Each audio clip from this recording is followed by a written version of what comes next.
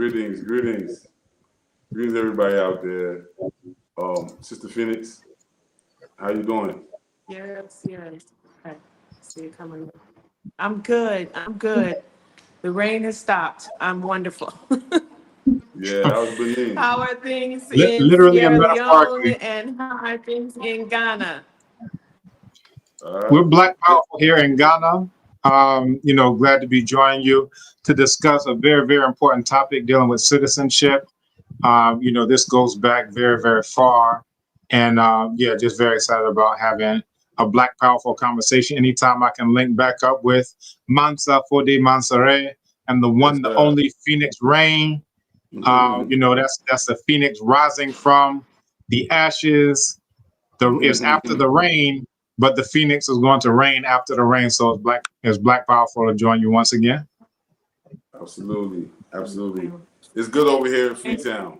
Everything is everything. The rain season is almost over, and we're ready to get to the dry season. I want to do some farming this year. Absolutely. We just did our road, man. We got basically a highway here, so we're also waiting for the dry season to come. Wow. Sorry, sister, go ahead.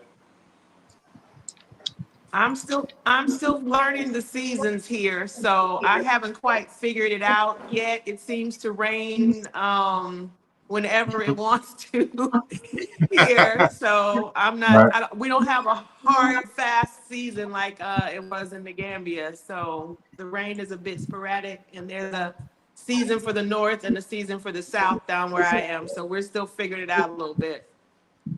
That's dope. So everybody out there, please share this, like this, comment. We are here for an engaging conversation. Good evening. That's right. All right. Yeah, they're tuning in. They're tuning in for a good conversation. So where do we start, Sister Phoenix? So you know what?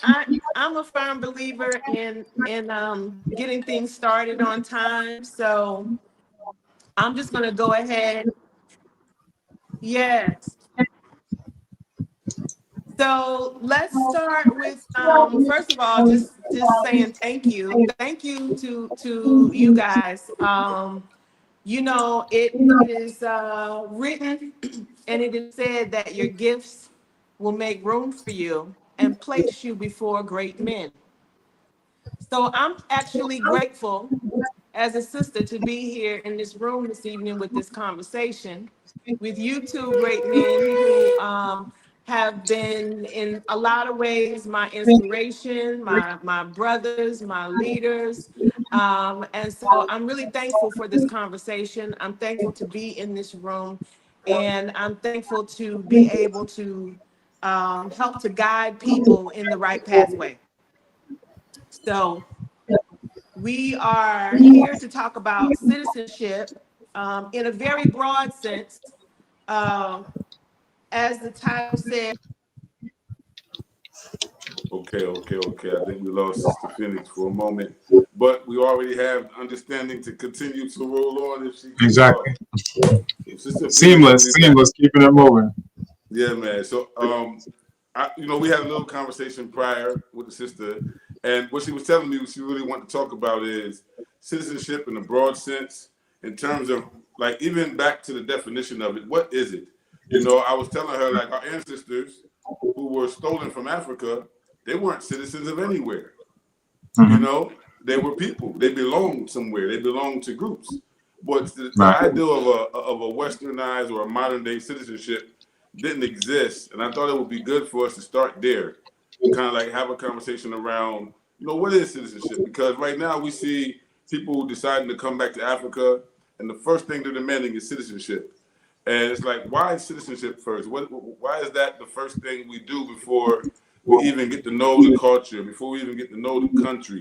Why do we think that citizenship is like the deal breaker? So why citizenship? But Phoenix Rain is here. Maybe she can finish her questioning. Peace, sister. All right, you back? Yes. So sorry. So yes, the types of citizenship pretty quickly. There are 5, well, now 6 actual types of citizenship so that people know. There's the first and most obvious citizenship by birth. That is where you are born. That is the right of the soil, right? Then there is citizenship by descent. That's what you get from your parents. And so if your parent is born in a particular country and you are their biological child, by descent, you have a right to citizenship in the country of your parents. Right. Then there is citizenship by naturalization. That is for someone who is not born in a particular country, but they go through a set of requirements that could be any number of things: residency, demonstrated good behavior. Sometimes they require a language proficiency. This is a legal citizenship for those who are not born in that country. That's citizenship by naturalization.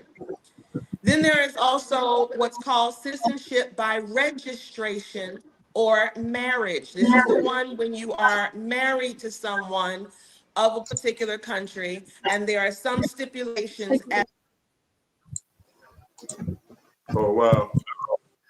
I think she was on number 4, right? I believe she was talking about the marriage, the citizenship by marriage. Yeah. And But just to touch back on what you started to ask, so when you even look at citizenship, like the idea etymologically, it comes from, the idea of, Greco-Roman city-states. So when you say citizen, right, that's what you're going back to, because, if you look at Athens, Troy, like all these cracker, city-states, that, that was their concept. And now John Henry Clark would always talk about, we would have territorial states more than like a city type of state, where in, for example, Kemet, you would have all these, Waset is in there, Ilnu is in there, Humnu is in there, and it's this entire territory. And there's always a focus on bringing more Black people from the South into the land of Black people, expanding into the South, and then also building walls to keep non-Black people out of Ta in Kemet, literally the land of Black people, the Black nation. So that's the earliest example that we have of this idea of a nation, which is tied, of course, to the soil. It's tied to, the land.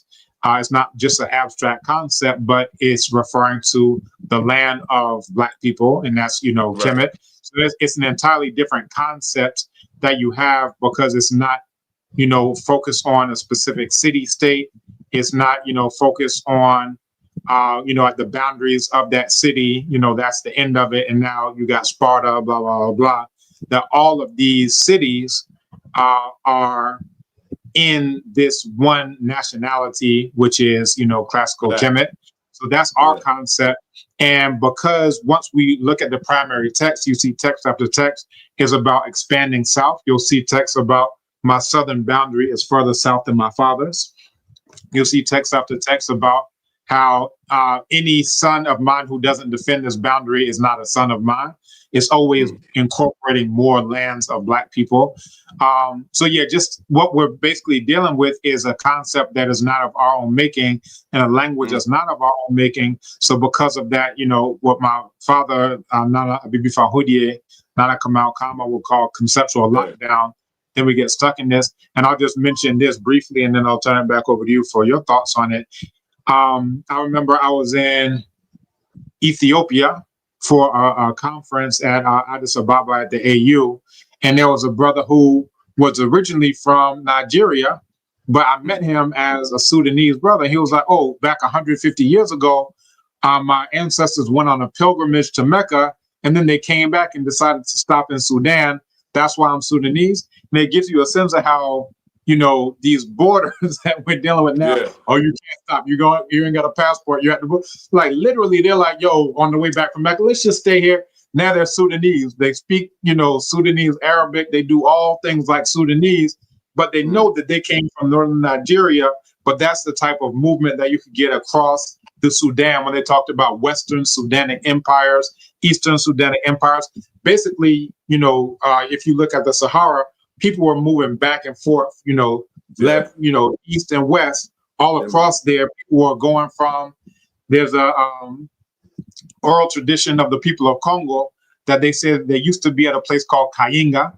Now you can find this on the map near Lake Chad, like the place that they say, and they're talking about back at that point in time, it was a wet, lush place. But once it started to become a desert, which is what we now know it to be, that's when they decided to go. They walked southwards until they reached the Great Green Wall, which is referring to the Congo forest. And then they kept moving until they got to Nzadi, which is the River Congo. Some people, stayed to the north of it, some stayed to the south of it, and then that became the Kingdom of Congo. And they're talking about, like so many generations back to before the Sahara became a desert, that, these are the types of movements that people were able to make in the land of Black people. Your thoughts on that point as well, before maybe we go deeper into specifically Sierra Leone, Ghana, and Benin?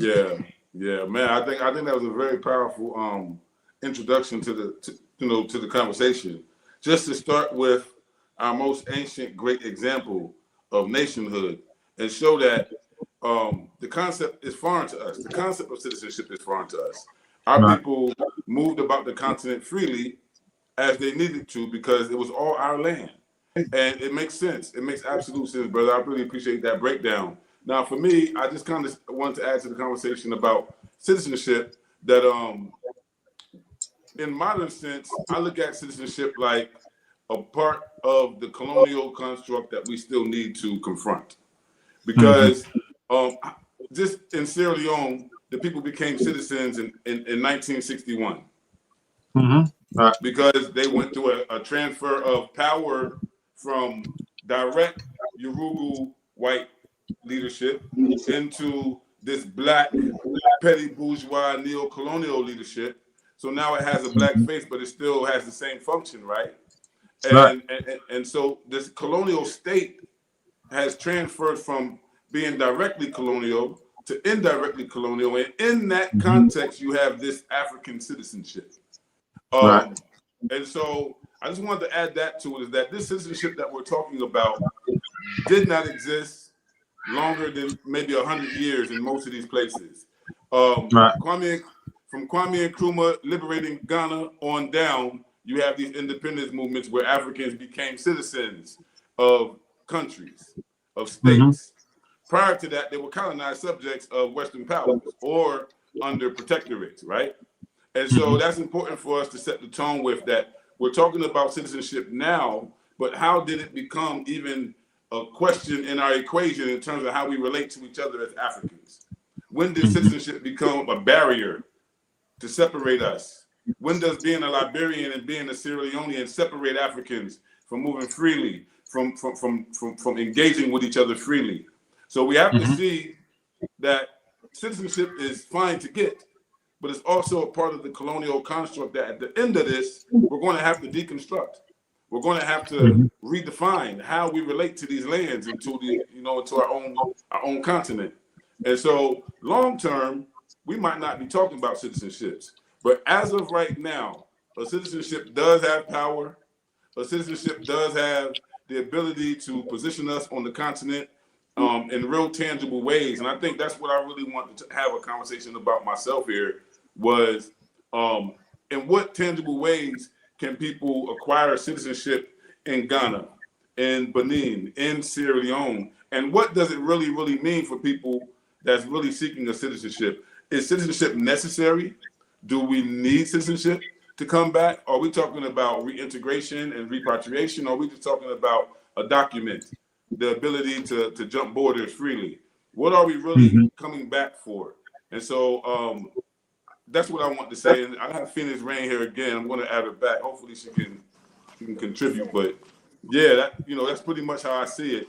The idea of citizenship is something that is obviously imposed on African people from the West, from the same Bukra, the same Yoruba, the same Cracker, the same European that has done all the other stuff to us. They also came with this model of governance, this model of statehood that now has us locked into these 54 citizenships.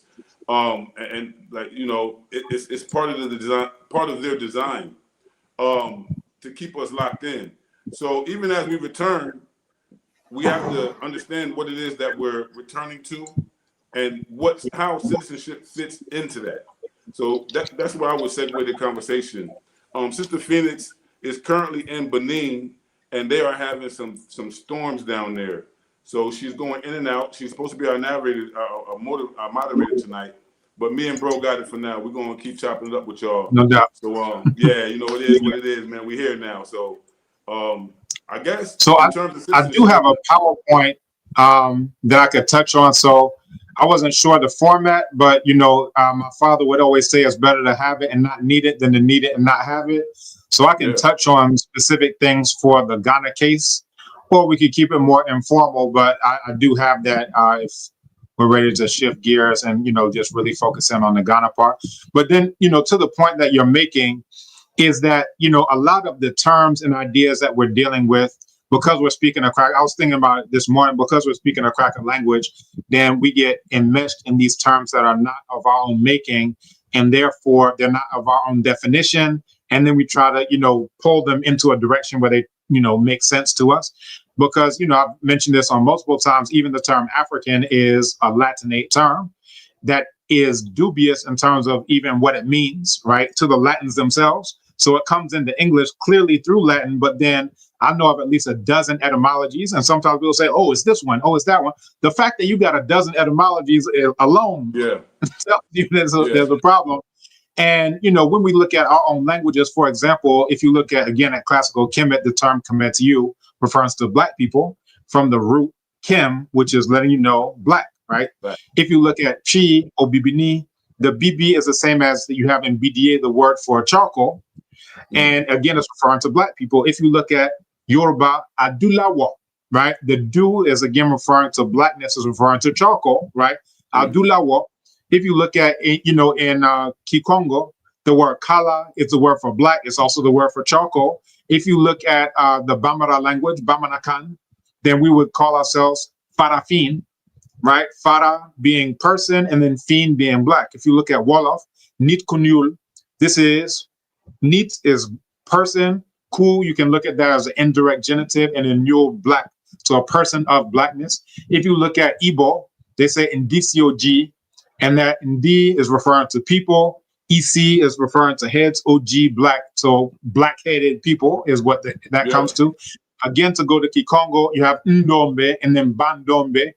Ndombe, singular Black person, and then Bandombe referring to Black people. And then even if you look at the Greco-Roman Arab thing, the Greeks, they would say Ethiopia, referring Ethi meaning burnt, and then Ops referring to face.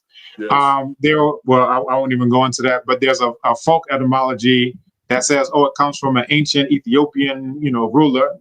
We'll just put that to the side for now. Now, if you look at, you know, the Romans, they say Niger, and that's where you get Negro and all the other words that come from Nigeria, Niger, the country. But again, that's referring to Negro, referring to Black. So they themselves are doing it. The Greeks would also use melancros, which is where you get the melanin coming from. Melancros is what they used to refer to the Colchians and the quote unquote Egyptians. And then the Arabs, they would say Sudan, Bilad al-Sudan, the realm of the Black people. Now, again, internally, we're calling ourselves Black people. There's something meaningful to that. And then even externally, they're also saying, well, this is Black people and this is their land, right? Bilad al-Sudan. The Arabs who are there right now are saying that's the land of Black people. We're just, you know, foreigners on occupied territory. Right, they're admitting it. But the point I'm driving at is that back in classical Kemet, when we call, and I actually have a book that's coming out on this subject called Construction of Black Civilization, already accepted for publication through Africa World Books. But what that drives at is that when you look at classical texts, we would say that this is the land of Black people, and we made that stick. That means when non-Black people tried to come in, we used to drive them out. We used to build walls to keep them out of the land of Black people, and we always would incorporate more Black people. So that's one example. Another term is colonization. That's again coming from a Latin term referring to colere, is referring to agriculture, cultivation, all of those types of words. And, you know, when we say, oh, we've been colonized, it's like we've been put into a state where we're forced to do agriculture for somebody else's benefit. But that doesn't really describe what's going on. What's going on is genocide, but more so is Isfet. That's a term that describes the chaos that we're in right now. And it's a term that we don't have to try to redefine it, try to paint it red, black, and green. This is our own term, and it best describes the opposite of what happens when we're in power, which is Ma'at. But when crackers are in power, this is now Isfet. This is our own term, our own conceptualization of reality. But it's like anytime we're speaking cracker and we got cracker terms, then we're going to have to wrestle with citizenship, wrestle with Africa, wrestle with all these cracker terms. And I'm like, just starting off with our own languages and our own terms, like our name is our constitution. So once you call this land Kemet, the land of black people, that means in Sierra Leone, all these De Beers diamond cartels, you're going to be like, hold up, what are you doing here? Our name tells us this is the land of black people. Y'all ain't black people. That means you're not supposed to be here. This tells you across thousands of years, you can maintain that policy because we don't have a meaningless name where if we say African, well, then the Arabs are in there because they're part of the African Union. Matter of fact, when Haiti was trying to join the African Union, they said according to 29.1 of the AU's Constitutive Act, only African states can be part of the AU. Now, Haiti, which is blacker than 1,000 midnights, because they're not located on the continent, they were rejected. But in the same year, Morocco, where they enslaved 250,000 black people in 2016, going into 2017, they can be part of it because they are quote unquote African. Why? Because African is meaningless, right? The Dutch Boers can be sitting right up in there in the African Union. Why? Because the term African is meaningless, but they can't be part of Kemet, right? As long as Kemet means something. And again, you got a good 2,000 years of history of keeping crackers out up until, you know, the invasion of the Hyksos, so forth. That's going deep into it. But my point that I'm driving at is that as long as we're dealing with cracker words, then we're just going to try to make it fit and do something that's not meant to do. It's like going to war with a super soaker. And then you say, oh, it didn't work. It didn't kill anybody. It wasn't built to do that. So if you want something that's supposed to kill somebody, you need something that's purpose built, a weapon for that purpose. Otherwise, you're going to get the results that you're getting. And that's what we get with these cracker languages. Absolutely. Absolutely. Even just the terms, the words we're using to have this conversation. You understand? They would still have to borrow their language to talk. But you know, we don't have to. Yeah, right. We can learn different languages.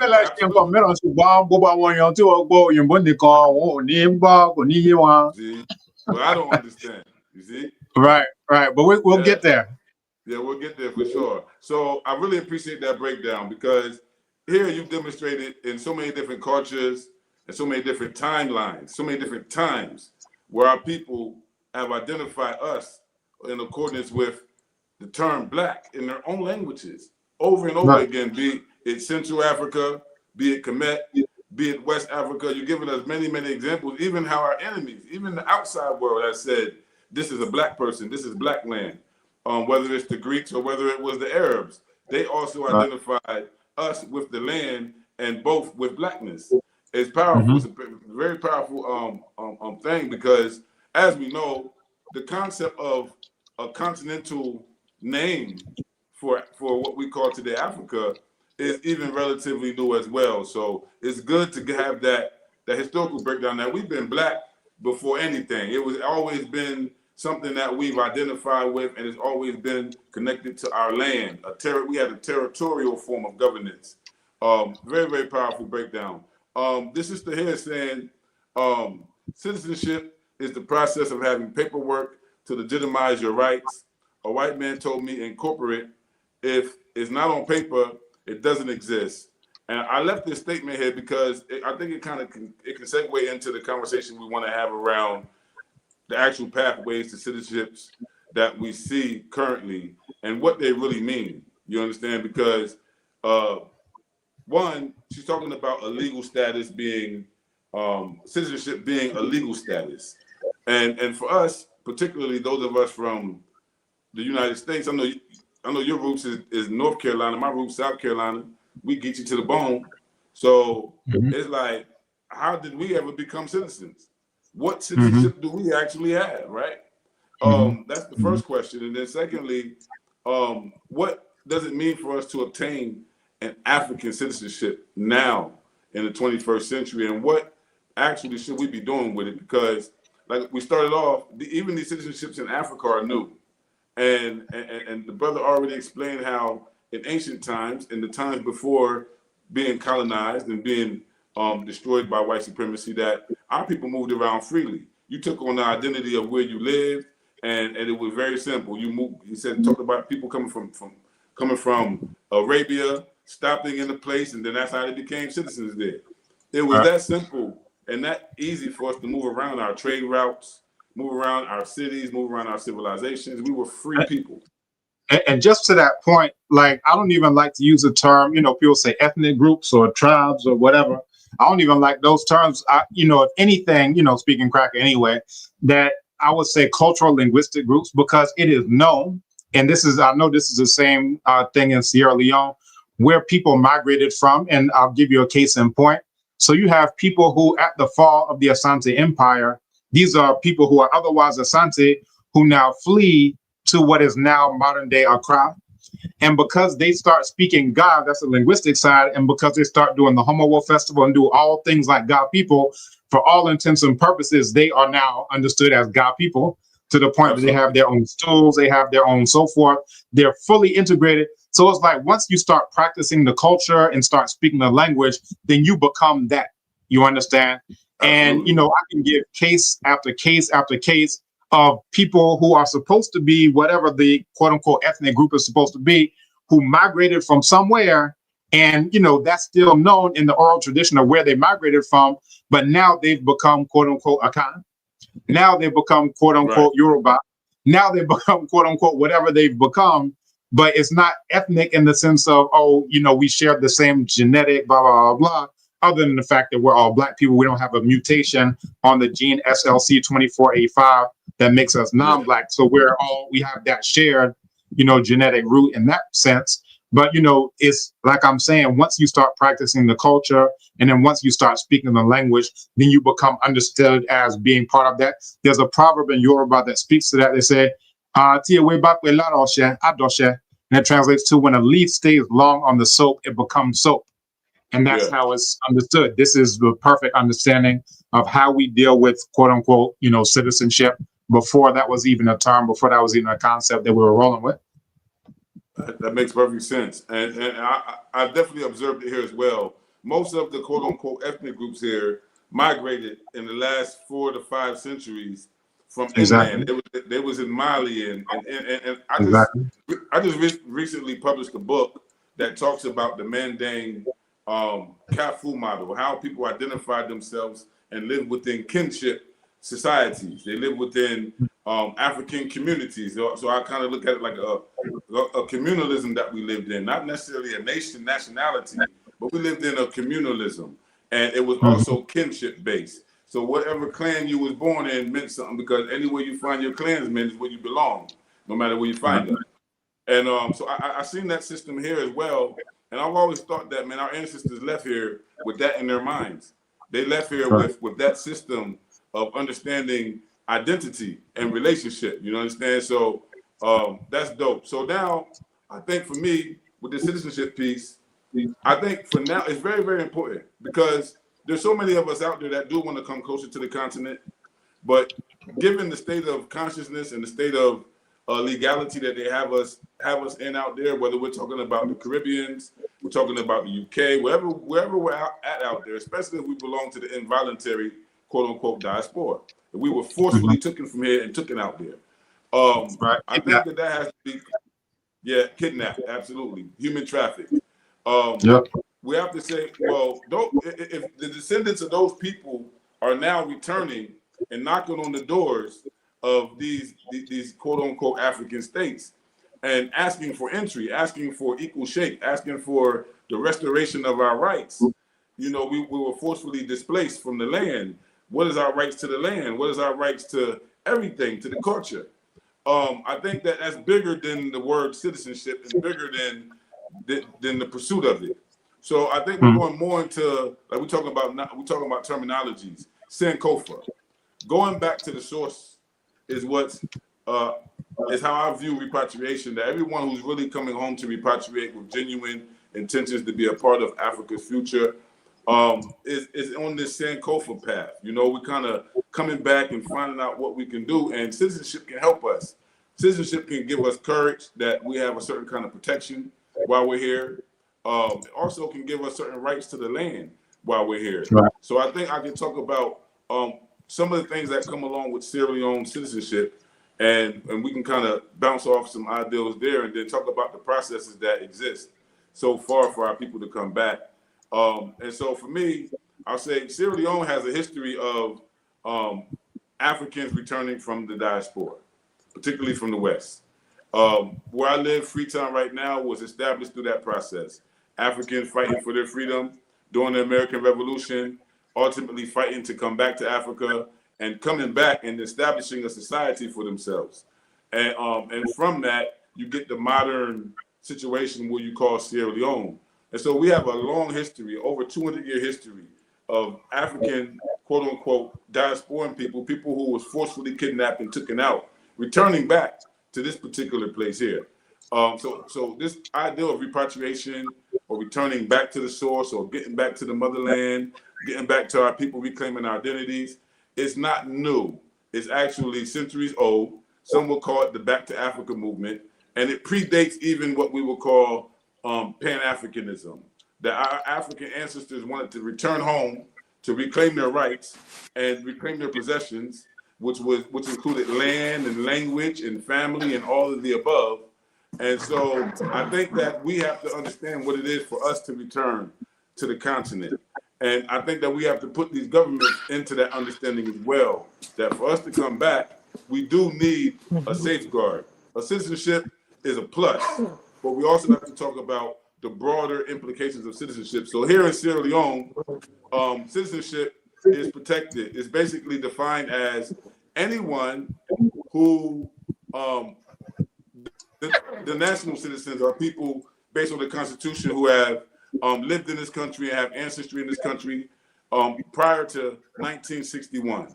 So at 1961, a constitution was created and said that everybody who lived in the country before that was citizens of the new country. And so now people are taking DNA tests and finding that their ancestors who were kidnapped were in part taken from this country. And so now you look at the Constitution of this country, they have what they call a Negro Clause. Negro Clause protects the citizenship from non-Africans or non-Negroes or non-blacks, because Negro means black. If you're not black, you ain't supposed to get citizenship here, naturalized, or no other way. And so our people was wise enough to kind of block that out, like brother was saying. We built walls. We made sure that they couldn't get the full rights of the native, right, of the black man, of the African, right? And so here they did that in their constitution. The only other place that has happened is Haiti. Haiti set it off back in the day. It also happened in Liberia has it on their constitution right now. So those are the only times it ever happened. So that's one thing about Sierra Leone citizenship. Another thing is this. Sierra Leone has paved the way and led the way in granting citizenship based on DNA results. Starting in the early 2000s with Isaiah Washington, our brother who was an actor in Hollywood, he took a DNA test that led him back to Sierra Leone among the Mende and the Tende groups.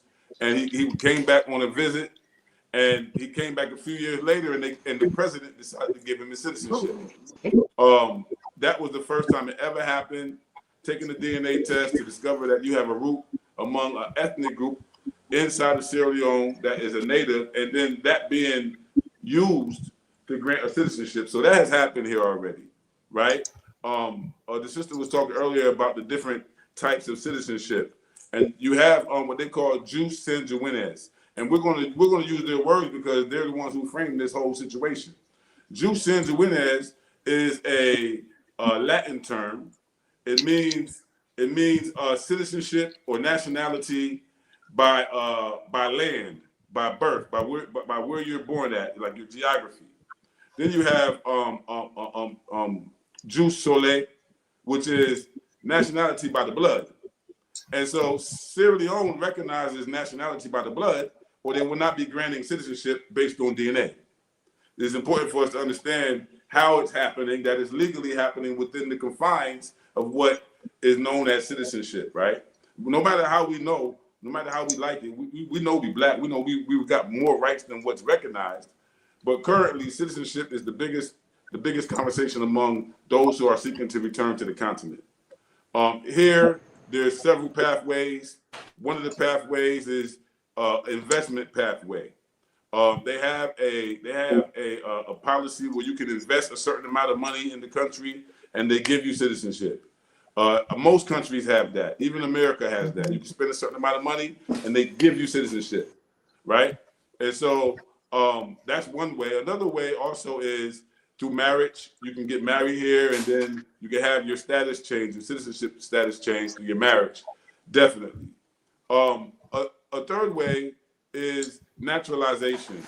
Here in this country, the naturalization time is 8 years. You have to have your permanent residency for 8 years. On the 8th year, you can go through a process with immigration, and from what I understand, man, they don't mind granting citizenship once you actually have put in the work to be, to meet the requirements. So the naturalization is one way. And then the last way that I really want to highlight, because it's really like Sierra Leone's catch, is that they're willing to give citizenship to people who take DNA tests. Now, a lot of people are against DNA, but this country is willing to give you a citizenship if you can prove that basically you're a member of the African quote unquote diaspora, that your gene makeup is not of the Africans who stayed behind, but that it will be as widespread as those of us who met our fate in the West. And so originally, you could only use one DNA test, only African ancestry. And because that was the first DNA test that got accepted. Currently, as of this year, they now accept 4 DNA tests. And so the other 3 that they added to it is Ancestry DNA, 23andMe DNA, and CRI genetics. Now, each of them will give you different estimates in terms of regions, but all of them will also connect you with direct living relatives. So I've known people who've been connected with direct living relatives here, and also have a high amount of what they call in ancestry Mali DNA. And so when you check the DNA, the people in Mali and the people in Sierra Leone are almost genetically identical. So they call it Mali DNA in ancestry.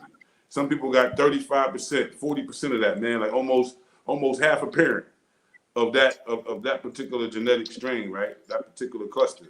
And so this country is willing to give you citizenship as long as you have a considerable amount of West African or Central African DNA, and you go through the rest of the process, which includes background checks.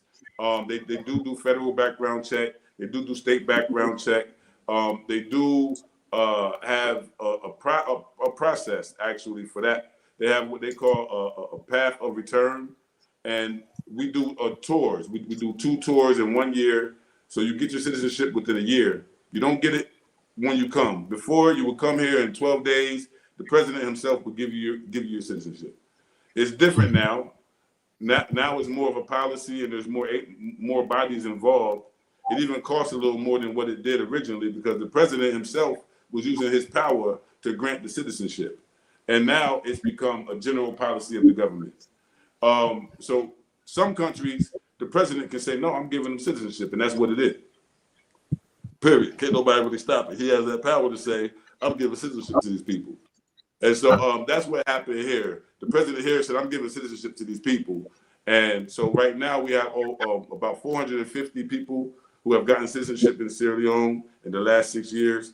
And we're expecting our largest group in December. From December 20th to January 4th, we're going to have a large group here in the country, maybe over 100 people. And all of them have taken DNA tests from the different companies that I mentioned. And they also have gone through the process of writing their letter of request. They've gone through the whole process. So now they're coming on their first trip. The first trip is like a homecoming. So when you come on the first trip, they introduce you to the country.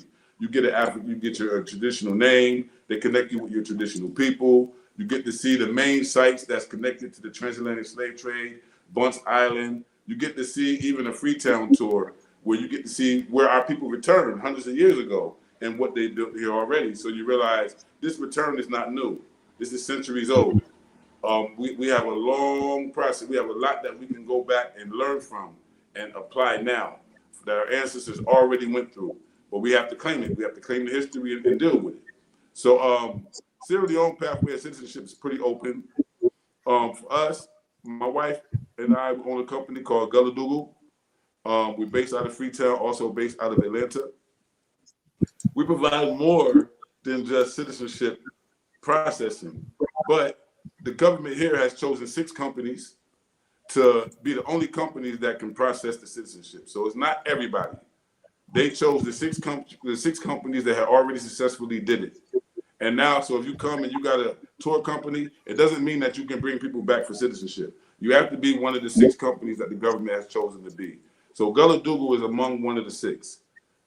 So if you're out there and you're coming this way, don't be shy. It's gulladoodle.com. We work with you. Currently, our tour is $38.50, not including your airfare. You take care of your airfare, but everything on the ground is taken care of.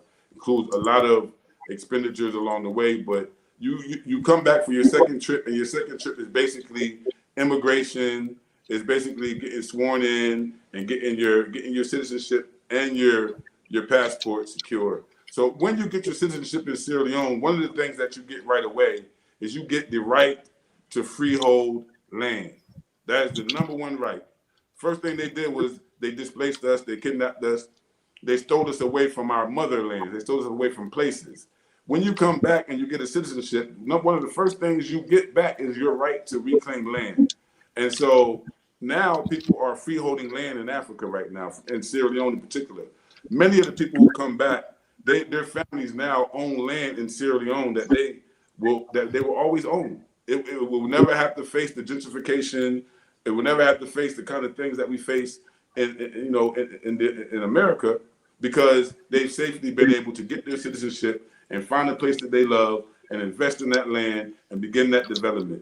That is the process. So citizenship is there to help us, but I want to say that before you get the citizenship, I always advise to make sure that that's where you want to live. Get to know the country first. This is why Sierra Leone does the tours. And so just figure out where you want to be, and at the same time, learn their citizenship process. If the citizenship process is only an isolated thing that's monopolized by a small group, it's not safe.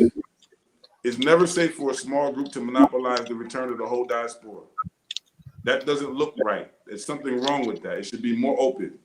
It shouldn't be an organization's job to open up the pathway of citizenship to the whole diaspora.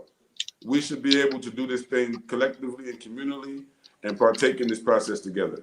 It's the only way it's really going to work in terms of cosmic, in terms of ancestry. Our ancestors are not going to unlock this for us if we don't do it together. We can't do it by going around each other or cutting each other's throats and backstabbing each other. It will never work like that. And some of us have these habits that we come back with from the diaspora, this cutthroat, dog-eat-dog mentality. And it's very, very toxic on the ground in Africa. So even if you have a citizenship, if you bring that energy back, we don't want that here. It's not going to be positive for the continent or the people. And so citizenship is there. It's a process you can go through legally. You can have dual citizenship. Another benefit is that you can travel throughout West Africa with an ECOWAS passport. You can enter most countries, all the countries, and you can stay there for a few, for a few months before you have to get your actual residency. And then once you get your residency, now you're in process to maintain that residency for a number of years, for the amount of time that the government has established for that. And then you can appeal for your citizenship. Most of these countries have that same process. But as for Sierra Leone, what I've seen in the last 6 years is something that I believe the other African countries should study, should learn from what Sierra Leone has done to be able to pave a pathway for the return of its descendants, and just seeing how the impact that it has had, not only on the cultural dynamics, but also just on the reality of people coming home and actually not only getting citizenships, but being welcomed back into families, into clans, into ancient entities, you understand?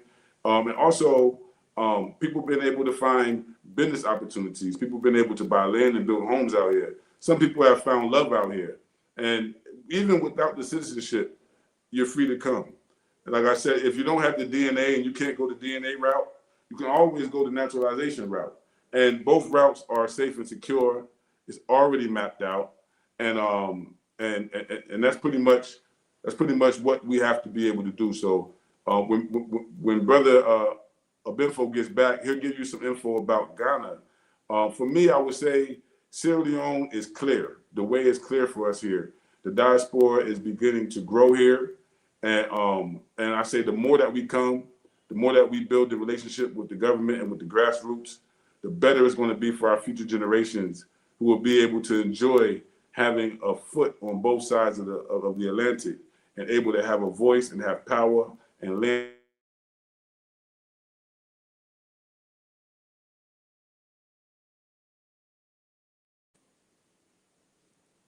Okay, brother Benfo. Let me see if I can get him out here. All right, there you go. All right, Black guys. Yeah, man. All right, cool. Yeah, man. So I'm ready to rock. So I have, like I said, a PowerPoint. So I can go ahead and share my screen if that's okay. How do I do that here? How do I get you to share the screen? Do you know how it works on this end? Yeah, it should do it automatically. It says I'm sharing my screen. I don't know if you can see it. Okay. Right here. Yep. Can you see my screen? Yes, sir. All right, Blacktastic. Go up to your subtitle. So this is everything you need to know. And just by way of background, recently ADDI has been in the news around Burkina Faso citizenship. And on September 1st, a law was passed, a decree, let me say, was made in Burkina Faso that restricts citizenship, that what ADDI was championing was automatic citizenship. But the law actually made it so that you would have to stay resident in Burkina for 10 years. If you're married to a Burkinabe, 7 years. So there are all these things. Actually, in the talk that I gave yesterday, I have the soft copy of the entirety of that law. So anybody who's interested, you can look up abibitumi.com/ADDI Burkina Faso, all one word. Again, that's abibitumi.com/ADDI Burkina Faso. And that's just for, I know a lot of people were looking forward to that. I actually still plan on going to Burkina Faso despite there not being the citizenship happening. But that's a sidebar. But, I felt like it would be, and when Phoenix Rain reached out to me, I was like, well, people will probably be interested in where they actually can get citizenship. And, of course, Sierra Leone, Benin, and Ghana. And in terms of the way that it's being done in Ghana now, I'll go into it, briefly, but it actually started out of my office at African Studies, where we had monthly meetings and so forth. And then that morphed into the executive secretary to the president, Honorable Nikwesi Kwate, coming to one of those meetings. And then when President Mahama was voted out of office on December 7th of 2016, his last public act was December 28th. He said, I'm not giving you anything, I'm restoring your birthright. And that is how we got citizenship. So, they talk about you have to be in it to win it. That literally because of us having those meetings there at African Studies, that's how we were able to get citizenship. Later in 2017, a delegation from Benin came, led by Mayor and Père Ja and several other notable personalities. And they wanted a workshop on how do we get citizenship in Ghana. And then from there, we're seeing the ripple effect, especially year of return, all these other things of, other countries who are like, oh, we want to do something like what Ghana's doing. And what's interesting is that the president who is really the progenitor of at least how it's being done in contemporary times, that others are modeling their programs after in, many ways, shapes, and forms, that he's now the president again, right? And we have an endorsed initiative endorsed by the president called Decade of Our Repatriation, and I'll go into that as well. But it's set to be something that is going to be 10 times bigger than the year of return. But again, we'll talk more about that. So again, what this covers is path to Ghanaian citizenship. That's already been discussed: birth, descent, registration, naturalization. Diaspora focus pathways, right of abode, special naturalizations, key historical milestones, looking at 1992 up to 2024 and beyond.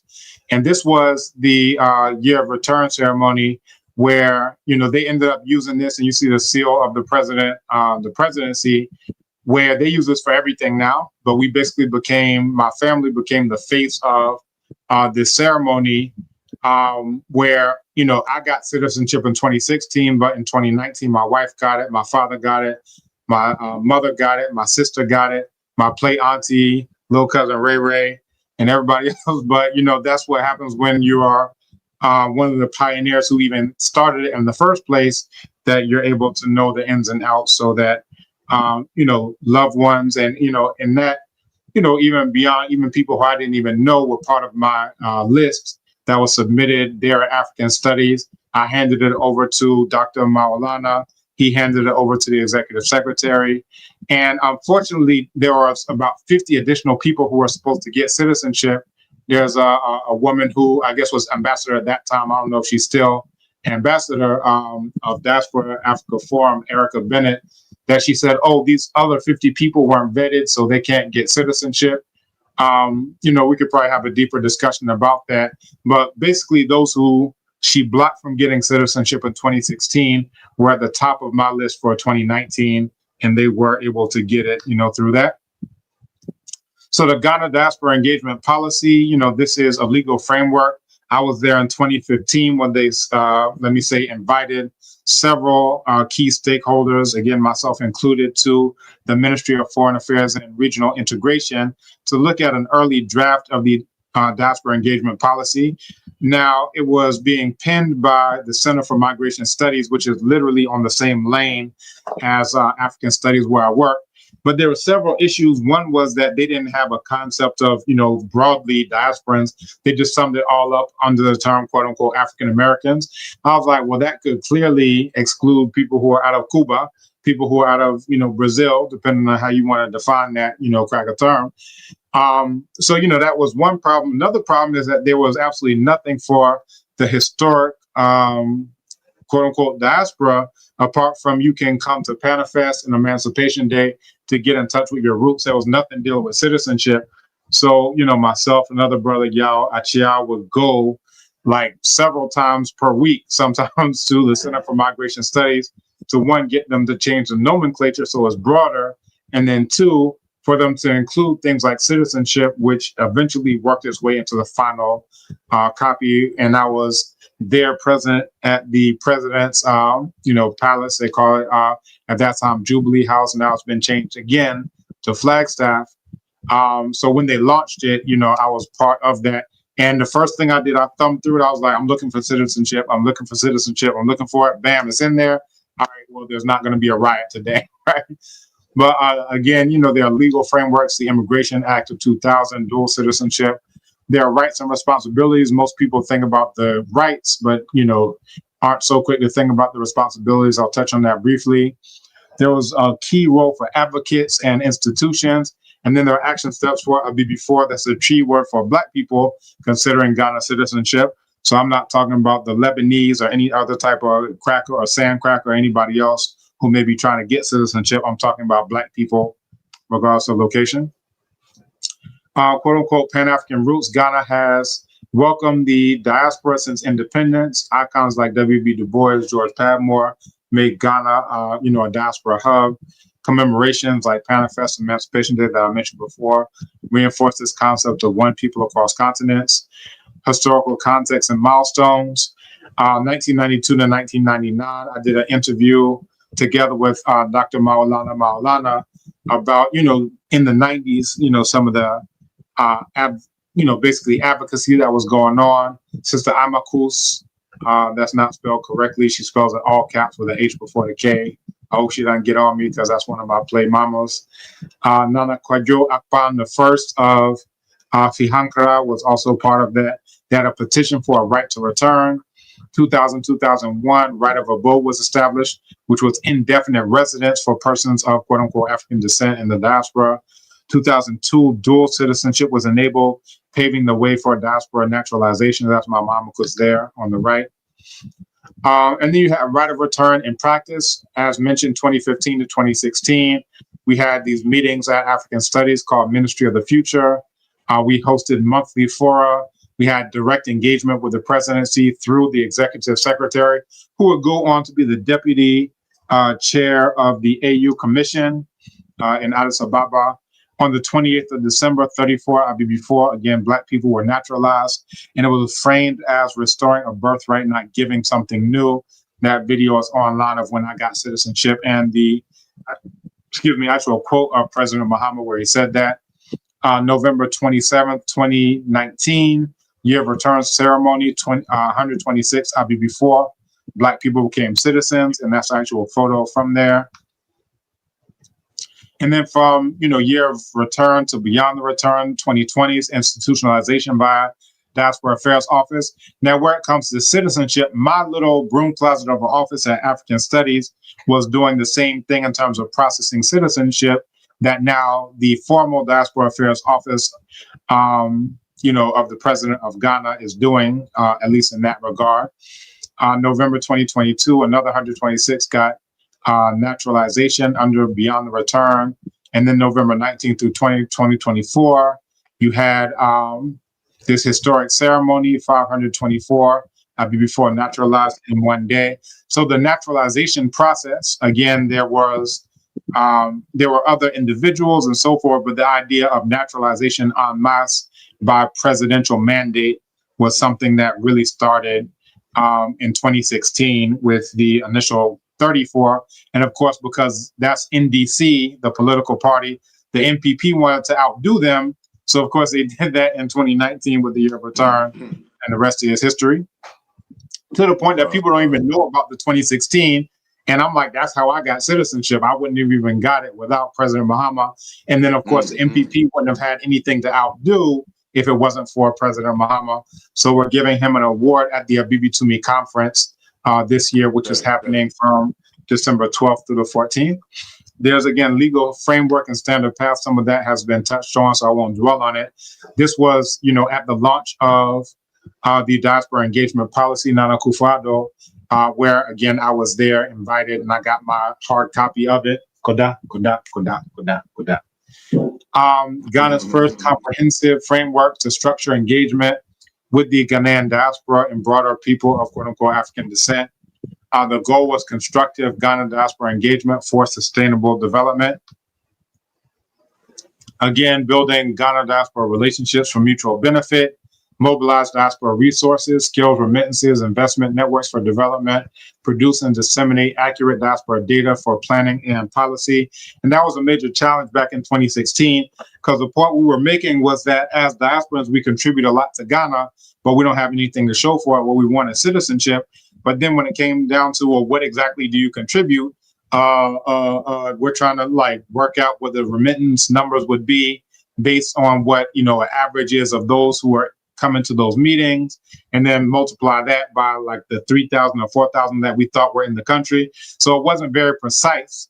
But what we're doing under Decade of Our Repatriation is making it more precise in terms of the city projects that we have, in terms of the real estate development projects, in terms of the Moringa Farm agricultural projects that we have, that we can at least collate what those are worth, and then we can add to that remittance and those types of estimates.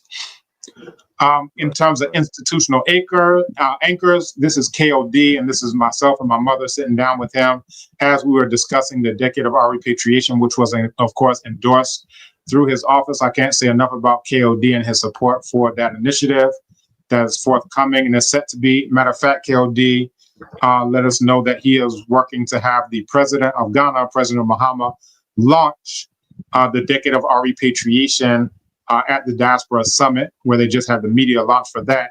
And that's supposed to be on the 19th of December. So we're actually flying back from an engagement with President Ibrahim Traoré to come back and be part of that Diaspora Summit. So again, Diaspora Affairs Office, obviously the president is coordinating that. The Ministry of Foreign Affairs, Diaspora Affairs Unit, which we met with a week or two ago. We also met with the I had a brief conversation with the Minister of Foreign Affairs himself, and then he was going for the UN General Assembly. So I had a series of conversations with the Deputy Minister, Jeffrey Quayson, a black-tastic man, very upright man, right? In terms of the stuff that he's doing for his community. So I can't say enough about him either. So that's under the National Migration Policy, Ghana National Commission on Migration, and Vision for Cross-Government Coordination. Strategic focus areas, skills and knowledge transfer. I mentioned that before. Return, readmission, reintegration, and repatriation is what it's all about. So year of return was about you can return. But when you say return, it could be, oh, I could just come for a week or two, I party, and then I go back and I get a knee on my neck, as my reward. But when we say decade of our repatriation, it means that you're going to get enculturated. You're going to learn the language. This means that you're going to be on the land, that you're going to build your house. You're going to eventually pass away here in the land of Black people. And that is a right that, you could find precedent for that way back going to classical Kemet. Youth and second, third generation linkages, cultural heritage promotion, investment facilitation. Here you have Ghana Investment Promotion Center, leveraging remittances, transnational network, social protection, encouraging voluntary social insurance for Ghanaians abroad. And again, what this means for our BB4, again, that's Black people in the Tree language, is a government-wide Black print, I should say, that complements right of abode, dual citizenship, special naturalizations, providing more structured programs through the diaspora engagement policy and so forth, regularized pathways for engagement and return. And I'm coming to a conclusion very shortly.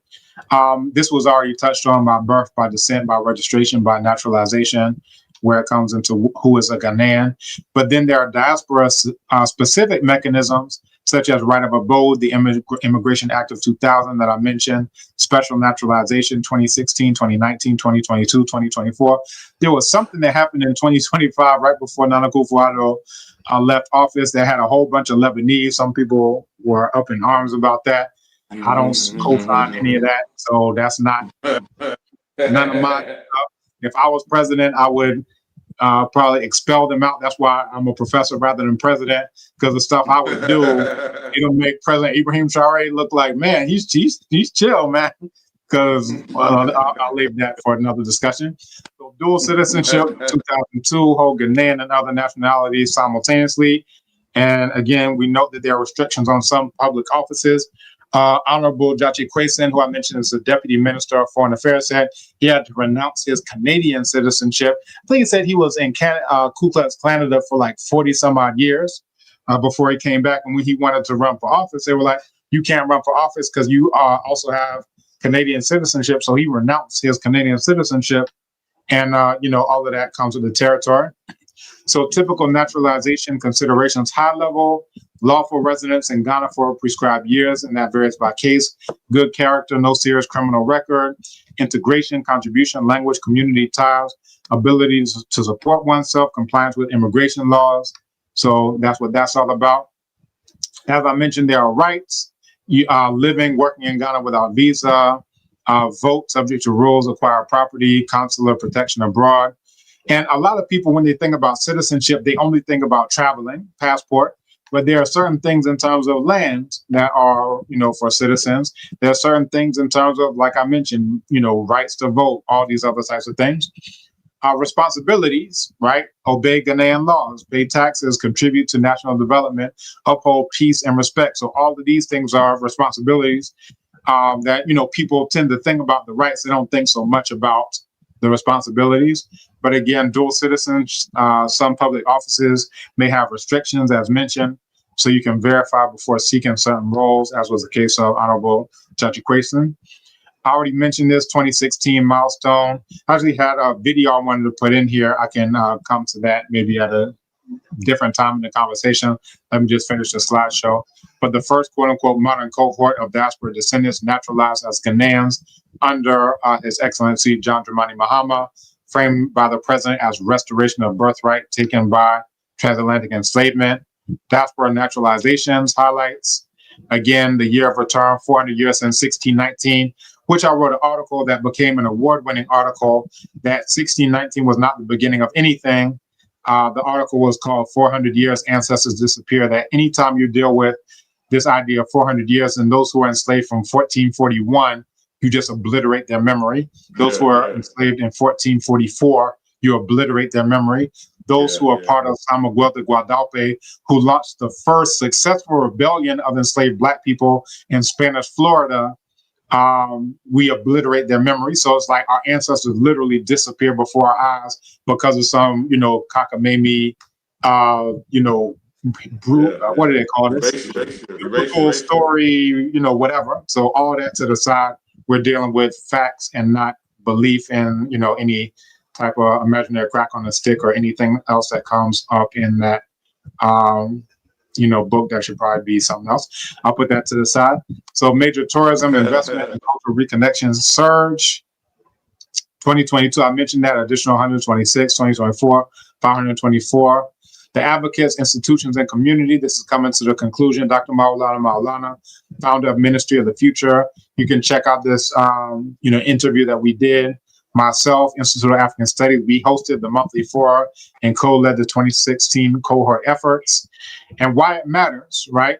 The impact, moral, historical, healing, restorative justice. These are our own self-reparations, right? Not asking any cracker to do anything for us other than, well, I could tell you what crackers could do for us, but my father's already said that on C-SPAN. Reconnection of families torn by enslavement, economic investment, entrepreneurship, skills transfer, global linkages, human bridges. So a safe home for Obibini, the Black person escaping anti-Black violence, nurturing identity for next generations, and then action steps for before seeking Ghanaian citizenship. So one, practical pathway at a glance, determine the eligibility route. Are you looking at right of abode, registration, naturalization? Are you looking at establishing or documenting lawful residence for naturalization, maintaining compliance? Are you going to marry, birth, ancestry, police clearance, references, photos? Are you going to submit the Ghana Immigration Service, Ministry of Interior, attending interviews in the ceremony, considering the dual citizenship card issuance? Are you going to integrate in terms of language learning? That was one thing that I did. Community involvement, documented contributions. These two here in the middle were the youngest people to get citizenship. They were my Repatriate to Ghana clients. And then this is not even all the clients that I had who got citizenship. Some had to leave early because the babies were crying. It was a long day for them. The president came late, like all this type of stuff. But these are the ones who were able to stay long enough for the group photo. This is, President General Michael Duncan of the UNIA, Brother Kwajo, my mother, just, a whole crew of folks who got their citizenship, which was Blacktastic. So again, support and guidance comes from Diaspora Affairs Office, Ghana Immigration Service at the Ministry of Interior, and then community orgs such as my own Repatriate to Ghana, where we started it in the first place. And a lot of people saw what we were doing back in 2016. We launched Repatriate to Ghana as a formal registered business in 2018. And it was actually on a channel called Native Born. He did an interview of me and I did an interview of him back in 2018. Since that time, everybody has popped up saying, oh, I have a repatriation service. Now, these are people that you need to ask people, how long have you been repatriated? Because I've been here 17 years and I've never set foot on United Snake soil. I'm now a professor here. I'm installed as a traditional ruler, so forth and so on. But then people say, oh, let me try to do a copycat service. They've been here 2 years. They've been here 3 years. And I'm like, there are things that I learned in year 5 that I didn't know in year 2. There are things that I learned in year 10 that I didn't know in year 5. There are things that I learned in year 15 that I didn't know in year 10. So for people to just pop up and try to do like a copycat service, I say to each their own. If that's what you want to do, then, feel free. But you need to go with people. And matter of fact, we have folks who are on the list who had some challenges. I actually had to call the nephew of the president of Ghana for them to actually be able to clear them, for them to get citizen. They were already on the list, but they were like, oh, the window is closed for the biometrics and blah, blah, blah. I'm like, yo, I'm calling in an airstrike, right? Yo, brother. And from that, his uncle happened to be a best friend of the Minister of Interior. The Minister of Interior came down to the office. He said, where's Obinfo Kamba? Where are his people? I said, that's him, that's him. He said, process them immediately so they don't have to come back on Friday. They need to be able to rest, on the Friday, right? And they were just like flabbergasted. They were like, he never comes to this office. So I was like, well, he came today. the director of diaspora affairs came in person with the letter from the presidency in order to hand deliver it to the Minister of Interior. And that's something that I'm able to do because of social capital as a professor and blah, blah, blah, all the other stuff that I am in Ghana, that somebody who's been here for 3 years, they themselves don't even have citizenship. They may have just got it, and they got it through to due to the good works that we were doing way back in 2016. So a word to the wise.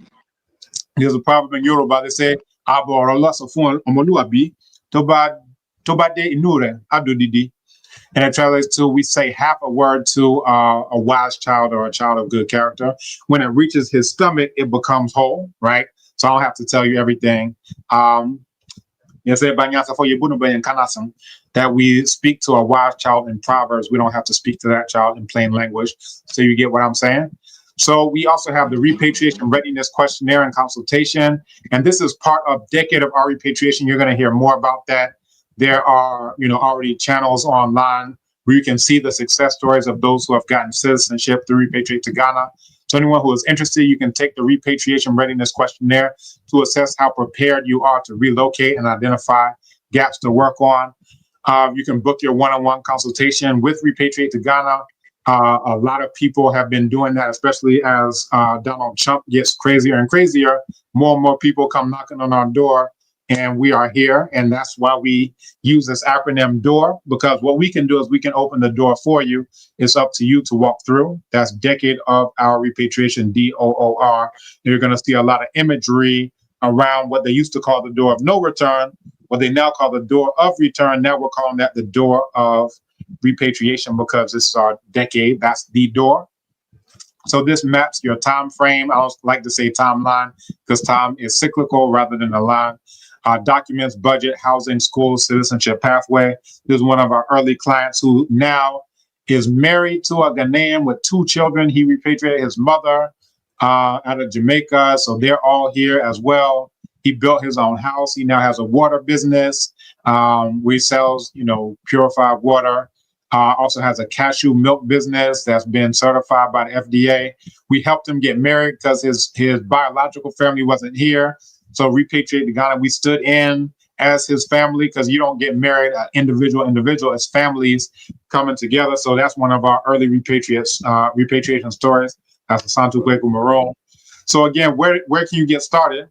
Go to r2gh.com/quiz. That's the short URL for the full URL, repatriatetoghana.com. If you just type in the short URL, it'll take you to the exact same website. So r2gh.com/quiz. And why it helps you to get tailored guidance, checklists, package options ranging from basic advice of 3 items, 5 items, 10 items, 15 items, 25 items decided by you, the client, right?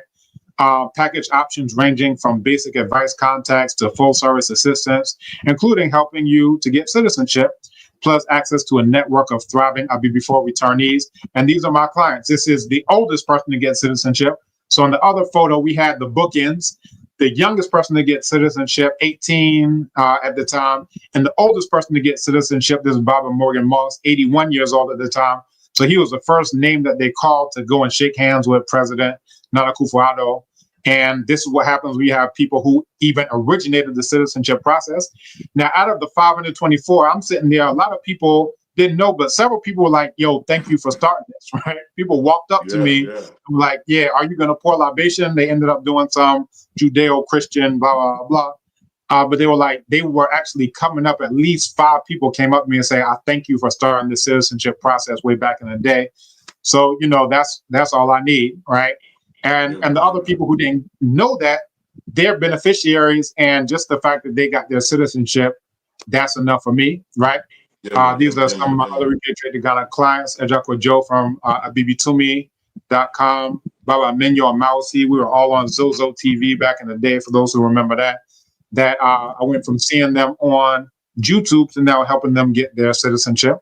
So in conclusion, Madame Wase Ashe, Auniche, Matonda Mamingi, Dwa, Asantini Sana, Murakoze, Jerengenjef, Siabonga Kahulu, Amasegenalu, Imela, Birepo Onjerama. You're probably wondering, am I going to say this in every language? I would if it wasn't for time. But in conclusion, appreciate y'all. I'm going to keep it Geechee with it. Keep it Geechee, man. Yeah, man. That was nice. That was very, very nice. I appreciate that. Appreciate that breakdown. There was so much information packed there. I took some notes as you was going through. And please, in the comment section, if you have any comments or any questions, feel free. It's not every day you get Brother Obinfo live on YouTube. It's not every day you get Mansa I hate and being on that platform. So yeah, you're right. Yeah, it's not easy. So take advantage of the time that we got here with the brother. Also, man, every time we talk, man, I fall more and more in love with the work that you've done already, and your family legacy, man. It's beautiful. A lot of people don't know it, but it's very important to recognize our leadership. It's very important to recognize those who have paved the way and started it off for us. And in your case, man, it's been generations. It's been generations. So definitely shout out to the Kumbon family. And man, keep leading the way, brother. Just the way that it is laid out, we need it in every one of these so-called nation states. You have vividly laid it out how it takes time to come on the ground. Myself, I've been here 12 years. When I got here, wasn't nobody even visiting here just for a vacation. You had a few people coming and going, but they had nothing to do with pursuing citizenship rights, right? And things like that. So I know what it is to be here early, to get here early and try to figure it out for everyone else. And then also to have people come as beneficiaries and not even know who you are, not even realize that you open the gate. You know, if you take you out of the equation, it's not happening the same way that it's happening. And so, man, I salute your work, brother. Definitely. As someone who's out here in the field with you, brother, definitely, man. That is the work. And so we talked about the citizenship in Sierra Leone, talked about the process and the policy in Ghana. And these things are always going to develop. They're always going to continue to grow because some of us are here permanently. We're not going back to the West. We're here permanently. So we're here. We know the people. We know the governments. We understand how the society moves. We know the price of rice in the market any day of the week. We understand the price of fuel. No one can burn you as long as you know us. And we won't burn you because we're here for you. So it's important to connect with your people who have already demonstrated the ability to deliver. Very, very important. I would like to see... And I actually had a client like a week or two ago, and we spent the whole day with them. It was a family, a husband, a wife, and then their child. We spent the whole day with them, showed them, different places for lodging, showed them different land opportunities. And, I don't know if they really got it, but the most valuable thing is somebody who's not going to burn you. Like just the fact that one, you got people who are on the ground who are going to bend over backwards and spend like their whole day, just making sure that you are able to have, options. But then beyond that, Ghana is not perfect. And I always say that, people use that to be like, well, I'm just going to stay in Crackerville. I always say it's like people are at the shore with binoculars on. They're like, is it perfect yet? Is it perfect yet? It's not. Okay, well, call me when it's perfect. And I'm like, no, you're supposed to help make it perfect. Like, you're not supposed to be chilling out in Walmart like, oh, it's not perfect yet. Just give me a call when it is. You're supposed to be making this a superpower because, as so many of our grandsisters said, they said that no Black person is going to be respected anywhere in the world until this continent that they now call Africa, which is supposed to be called the land of Black people, is a world power, a superpower. And we see that, time and again. So I just wanted to add, that in as well. That, once you have people who are honest, who are looking out for you and who are not going to burn you, because there are people who come here and they spend $20,000, $50,000, $100,000 on land or on whatever, and they end up not getting what they paid for. And, you don't know what it is. And I gave an example. I did this panel with DW that when I first got here, of course, I was already fluent in the language. And the agent took me to go and see a place. And the guy was like, oh, let's say it's this price, but really it's that price. And me and you, we're going to split the difference. And I'm sitting there like, I don't say anything at the time, but I'm like, I speak Tree, right? So we go through the whole house. And then at the end, I say, now, what's it saying? No idea. And the agent was like, I never told you he don't speak Tree. I'm like, if you're going to cheat somebody, don't try to cheat somebody in Tree. Try to go to some far off language. But yeah, that's knowing the price of rice in the market just as a metaphor. It's very important, very, very important. People, you know, it's like in the States when we move around. When I go visit my family or I go visit my friends somewhere that I never lived and I don't know how to move around, I'm definitely thinking who can best direct me, who can best make sure that I'm secure and I get back to my home over with. But you know, we lose our minds when it comes to Africa. The analogy I give is that people wouldn't even move to New York from New York to LA without figuring out, where am I not supposed to wear blue at? Where am I not supposed to wear red at? This is in the same country where you speak the same language, you know at least enough of the culture to know that. You're gonna find out, all right, where should I, you know, Crenshaw, what's that? Slauson, okay, what's that?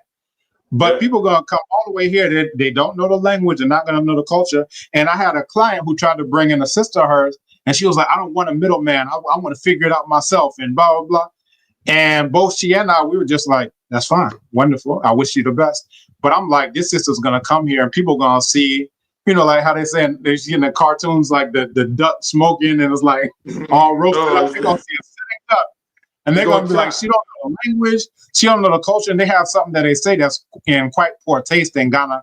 That when you don't speak the language, they say that I'm about to sell you, meaning that anything can happen in front of you, and you have no idea what's going on because like they're just talking the language in front of you, and you just smile. Oh yes, yeah. You just watching. You just gullible as hell, all the way out. But that's my goal. Is I don't want anybody to, you know, be a middleman. I'm gonna figure it out myself.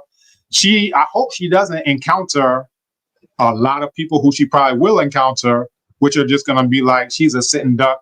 Her ATM is my ATM. Her bank account is my bank account. Her ATM card is my ATM card. And it's not to say that everybody is, you know, thief or cheap, but you go to anywhere, you go to Baltimore, you go to New Jersey, you go to Chicago. That's right.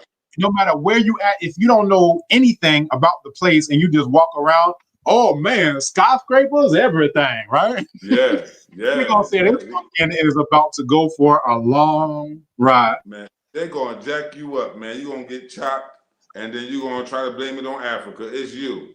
You should have used the right. You did not link up with the people who know what they are doing. 17 years is not like a small thing, right? And there are certain times that I think about how that saved me on multiple occasions, because I can make a call. I have some clients, I just put up a video of theirs. They got their driver's license in 24 hours. They got their driver's, and you know, you would say, oh, well, that's not necessarily common for everybody. You walk in there, you don't know who to talk to. Yeah. All right, do your eye test. Did you do your eye test? Did you do your driver's test? Did you do this? Did you do that? You got to go here to that department, blah, blah, blah. And that's what I was doing back in 2008. But because I know the people who I need to know, you can now leverage the fact that you don't have to do what I did back in 2008. I can just make a call. My wife just got her insurance. I can show you the screenshot. She just asked me to print it out for her, which I did. But she didn't even have to go in there to get her insurance. They just emailed the soft copy. I can print it here, and then that's the insurance that she's going to put in her new Kantanka, right? Wow. Not everybody can make a phone call, and now they get insurance emailed to them, where now they can just print it out on their home printer, and they don't even have to go to DVLA. They don't have to go anywhere. Yeah. Registration. I have a same brother who helped out with the airstrike that I mentioned. He was trying to do things the quote unquote right way. It's not who you know. I'm just going to go in there. And so he tried to register a business. He said it took him 6 months to register a business because he didn't want to use his name. I don't know why. I called my people at the Registrar General, and we got the business registered. What was it? I think it was like in 3 days. Right. So this is somebody who's trying to do it the right way and take him 6 months. This is the place where his uncle is the president, the sitting president at the time, like not like a past president, not president-elect, the sitting president. He didn't want to use his name, but the president at that time, he didn't want to do that. I said, well, that's fine. I'm going to call my people at the Registrar General who are in the specific office who do the registration. And matter of fact, President General Michael Duncan, he was dealing with the Ghana Investment Promotion Center. We saved him $500,000. I'll tell you why. Wow. Look at that. They told him that as a foreigner, you have to bring in $500,000 of capital in order to register a business in your own name. He told me that I had just registered a business for the equivalent of about $100 as a Ghanaian citizen. So I'm like, I know the exact price now that it costs if you're a citizen. I said it just makes sense for you to become a citizen of Ghana. And because of that, I saved him $499,900 that you had to bring in capital to do it through the Ghana Invest. And that's a government agency. They're telling him, as a foreigner, this is what you would need to do. But they didn't tell him, but you don't have to stay a foreigner. Because there's a proverb that, they say, if your brother is on the mango tree, you need not die of starvation. Because there's a proverb that says, that when you climb a good tree, we push you up. And it's with that understand that once you get there, you're going to help everybody else on the ground. You're going to drop down whatever's up there, mangoes, if it's that mangoes, if it's pawpaw, whatever. And that's what it is for myself and for yourself, that we are going to make sure that our brothers and sisters don't have to go through the separation that I went through as a pioneer in 2008, dealing with driver's license, dealing with trying to register a business, trying to get, car insurance, dealing with a lemon car that I shouldn't have gotten in the first place. All that 2008 stuff, you don't have to do any of that. And in the interview I did with the Santo Kwaku Maroon, he was like, what is that worth? To have land that, they're not going to do eminent domain on. They're not going to say you didn't pay your property taxes, so this is ours now. Somebody who paid their mortgage off for 30 years, and then they missed their taxes for a couple of months. And guess what? Whatever they thought they owned, them cracks are coming through like, you don't own that no more. I want to share this video with you because, you and I, we could chop it up forever. But this I queued up when President Muhammad said that he's restoring our birthright. All right. So let's check it share my screen. Boom, boom, boom. Got to share audio. So I look like I'm a professional that knows what I'm doing because I'm sharing audio now. Let me make this bigger for y'all. This is what I said I wanted to put on the slide that I just put on the slide. So we are chewing gum while we walk because we can chop it up. Come here. We'll come here to, I think it was here we go. President Muhammad, I did have it queued up, but when I stopped it, it came back to where it was before. So just give me a second because it's a very important point. Here we go. Further along. Here we go. This is it. 9-minute mark, just as I thought. Taking away from you. I have the honor and privilege to restore to you your full rights as Ghanaian and African citizens.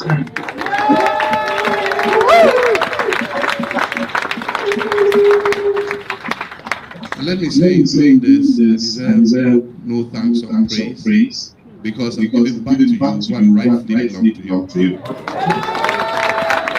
So out of that has come the right to. So you can check out the full video, but he started off saying that it's his honor and privilege to restore our birthright, which is the citizenship, right? Now, he was saying that as somebody who has already been voted out of office, he's not trying to get political points. Like he had I'm sure at that time he didn't know that he was going to be president again in the future when he ran.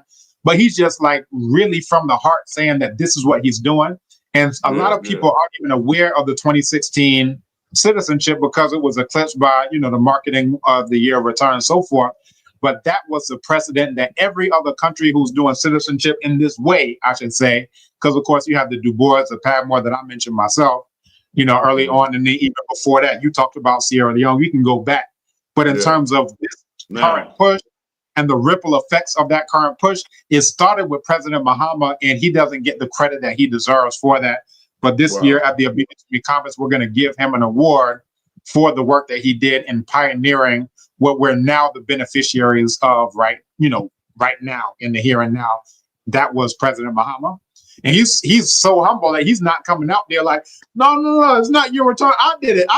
I'm like, there's a proverb in Wallop that says, that soap doesn't wash itself. And my father said that when he was younger, he was playing basketball and he was just killing them. So on the way home, he was walking with an older brother. He was like, man, I was killing them today. I was hitting all my shots. I was dunking them. And the brother, they walked a couple of blocks. The brother didn't say anything. Then he turned to him eventually and he said to my father, he said, if you're good, other people will tell you. You don't have to tell anybody that you're good.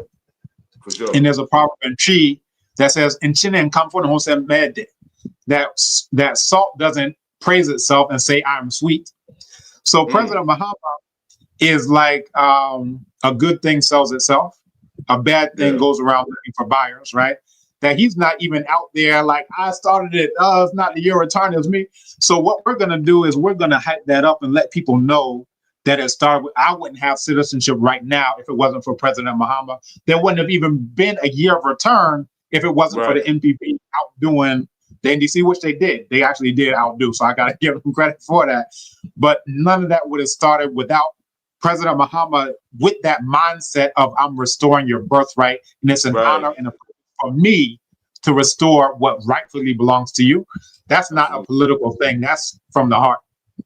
Yeah, I'm glad you touched on that, because the understanding that we have a birthright that needs to be restored has to be at the forefront of this discussion as we pursue our return. It has to be. The African people, the African countries receiving us have to understand that we have a birthright to be here that has stolen from us for centuries and generations, and we're here to restore for our families forever. They have to understand that. Some people are coming back just to run away from Donald Trump. They're not coming back to restore no lineages. They're just running away, right?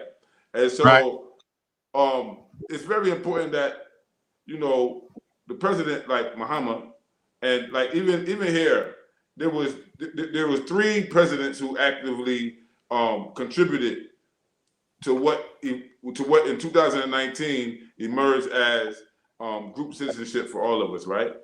It was the president Tijan Kaba, the president who brought peace during the war. He was the first one who welcomed Isaiah Washington. And then later he came back under President Ernest Bai Koroma, and that's a whole different political party. But he also he gave him the citizenship. So one welcomed him originally, and then the other one came and gave the citizenship. And then another president came after Koroma, which is Matabu, and gave the citizenship to everybody now. So it's been a process. It's been presidents who have welcomed us in the same way, understanding that we have a birthright here. Absolutely. But which we do. And, I'm going to touch briefly again on the ADDI that, there was, the numbers that we heard initially was that it was like 1,008 people who were supposed to get it. Then I started hearing like 1,200 because a couple of people dropped out, but then new people came in and all those types of things. And, basically it's like the balancing act between security and the birthright that we do have. So we had, a delegation that was in August, and there was somebody who was part of the delegation where it seemed like, he was a little bit, he had some sugar in his tank, right? And there was a former NFL player who just asked him directly, like, are you gay? Are you, whatever? Because, that's banned in Burkina Faso. And he couldn't answer the question directly. And I'm like, well, if you're not answering, that may be the answer, right? But imagine, so if you look at like 5% of that group, that one person out of a group of 20 is somewhere like 5% of the group. If you now look at a group of 1,000, that means, out of 1,000, maybe 50 folks who are in there who may be trying to do some, booty snatching on little kids or whatever they're doing. So, the invasion of the booty snatchers are coming to Burkina Faso. Like President Traore, he don't want that. He does not want that. And I don't want that. But, it comes down to like, where do you strike that balance? And it's a real question that governments have to answer of what types of people are coming in, at the end of the day. Are they people who are going to push forward the security? Because the bill that was passed on September 1st, and I'm going to let people look at the presentation that I gave yesterday, it had something about LGBTQ in it, as well as more stringent restrictions on that, naturalization and so forth and so on. So these are the things. We do have a birthright, but some people are coming with questionable character.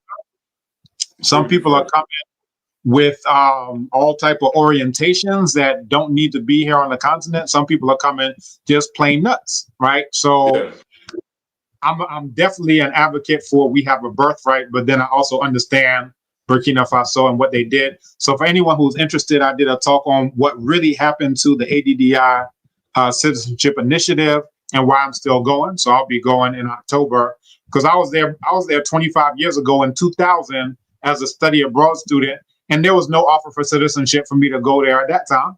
I went to Ouagadougou, to Bobo Dioulasso, to Bamfara. I learned my first word in More language, Nichebare, Fayure, and all of those things. Nobody was saying, oh, if you go across the border, you're going to magically get citizenship.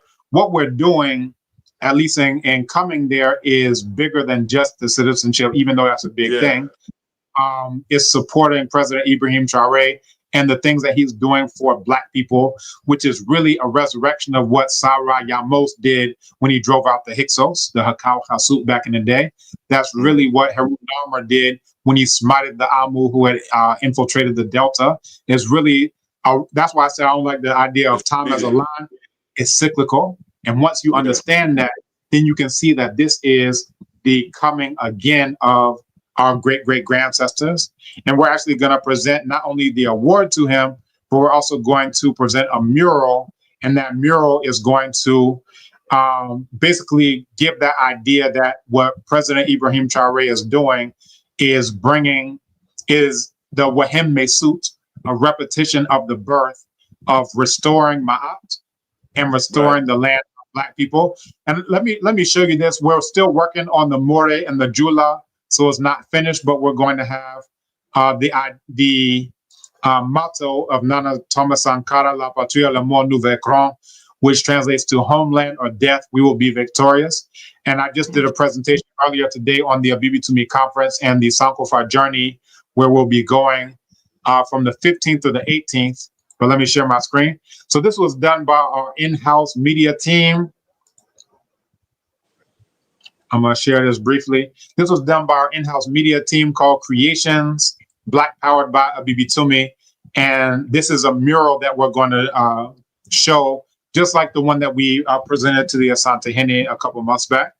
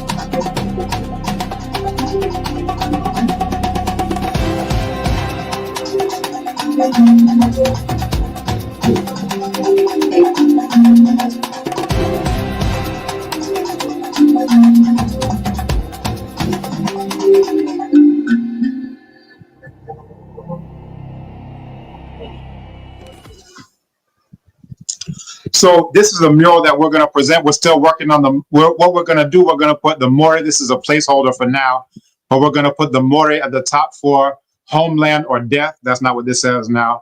And then at the bottom, because Burkina Faso, the name of the country is a combination of the More language and then the Jula language. So at the top, we're going to put La Patria, La Mort, and More, saying Homeland or Death, and then Nous Vaincrons, we will be victorious, in Jula. So we have a More instructor. He's going to give us the phrasing that we need for. So anybody who's interested, you can, we have a BB, who wants to see that again, we have abibitumi.com/Traoré, and that's the mural that we're going to present to him. We'll unveil it at the conference. That's the Abibi Tumi conference. That's going to happen December 12th to the 14th. And then after the unveiling, we're going to take it to Burkina Faso and present it to President Traoré, along with the award, along with a portrait that was done by a young man here in Ghana. And that's this portrait that he did. He came to a BB2Me headquarters, and, you know, a young brother, I think he's 21 years old. He's just, you know, very amazingly talented. And these are some of the other award winners. So yeah, that's what we're going to do. So if you're not aware of the BB2Me conference, go to abibi2me.com and find out, because this is the gathering of all gatherings of Black people here in the land of Black people. And our theme for this year is what Black power is. Initially, we were looking at the theme, what is Black power? So no, the question. What we're going to do is, this is what Black power is. We're going to show you what Black power is, demonstration over conversation, essentially being about what you said that you're about. And that is the family legacy that I'm here to uphold. Is that's not grabbing every microphone. That's not, you know, hopping out and, oh, I'm the most popular person. I don't care about none of that. I care about being true to what my father put in my hands, and for me to pass that on to the generations yet to come. And that's December, right, brother? That's December 12th through the 14th. So we have 3 back to back to back. So we have the film festival, which is going to be from November 28th through the 30th. Then we have the virtual conference that's online. No matter where in the world you are, you can participate in that. And then we have the hybrid conference, which is on the ground and then also online. And that is going to be from December 12th through the 14th. On the 15th, we head to Burkina Faso to unveil that mural. And and then we come back for the Diaspora Summit, where we're going to hand President Mahama's award to him as well. So a lot of Black powerful things. And then on the 19th is when, again, KOD, the head of Diaspora Affairs, has let us know that President Mahama is going to formally launch Decade of Our Repatriation. So if you don't know about Decade of Our Repatriation, you can look it up. The website is already there. We haven't done a grand launch because we're still working on a few things, but the framework is already there. You can find out more about it. You know, some of the projects that we have under that umbrella. The brother Dre Taylor, we just signed an MOU with him as one of the flagship projects under Decade of Our Repatriation. He has a multi-million-dollar facility. He just came here earlier this morning. Brother Kashawn Meyer, just so many of the major projects that are happening here in Ghana, and then even more major projects that are on the horizon that are being proposed. Some are already done, but others are even bigger, like mind-blowing scale projects. You know, we've been meeting with foreign affairs. We've been meeting with all of these government entities in order to push some of these things through. So definitely check it out. abibi2me.com.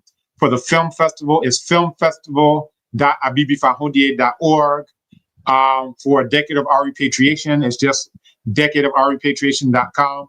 So there's a lot that's going on, and there's more that we're going to have going on.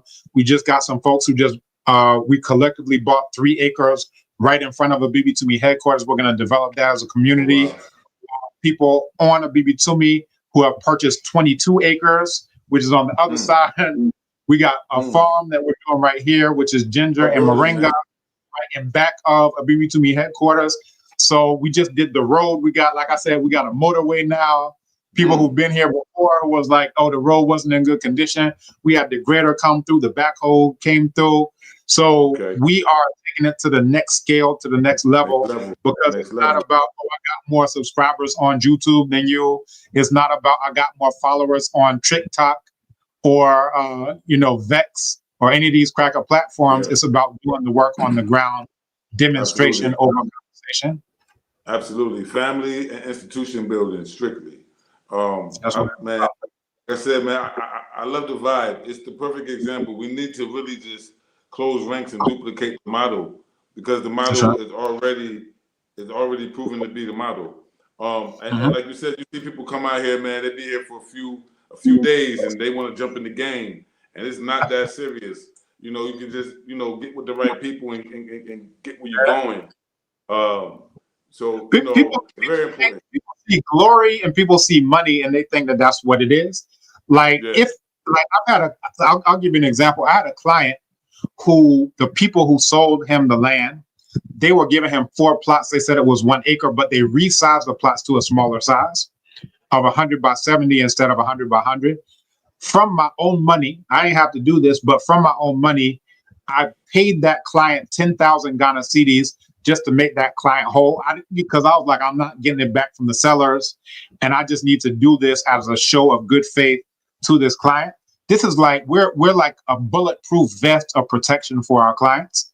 So you're not going to get burned, even if it causes me to get burned. Like I got 5 children. I can't throw away 10,000 Ghana cedis like that.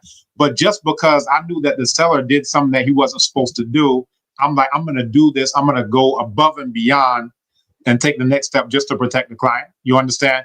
So this is something that people who care more about their reputation and their name are going to do, as opposed. And I'm like, I don't need your money.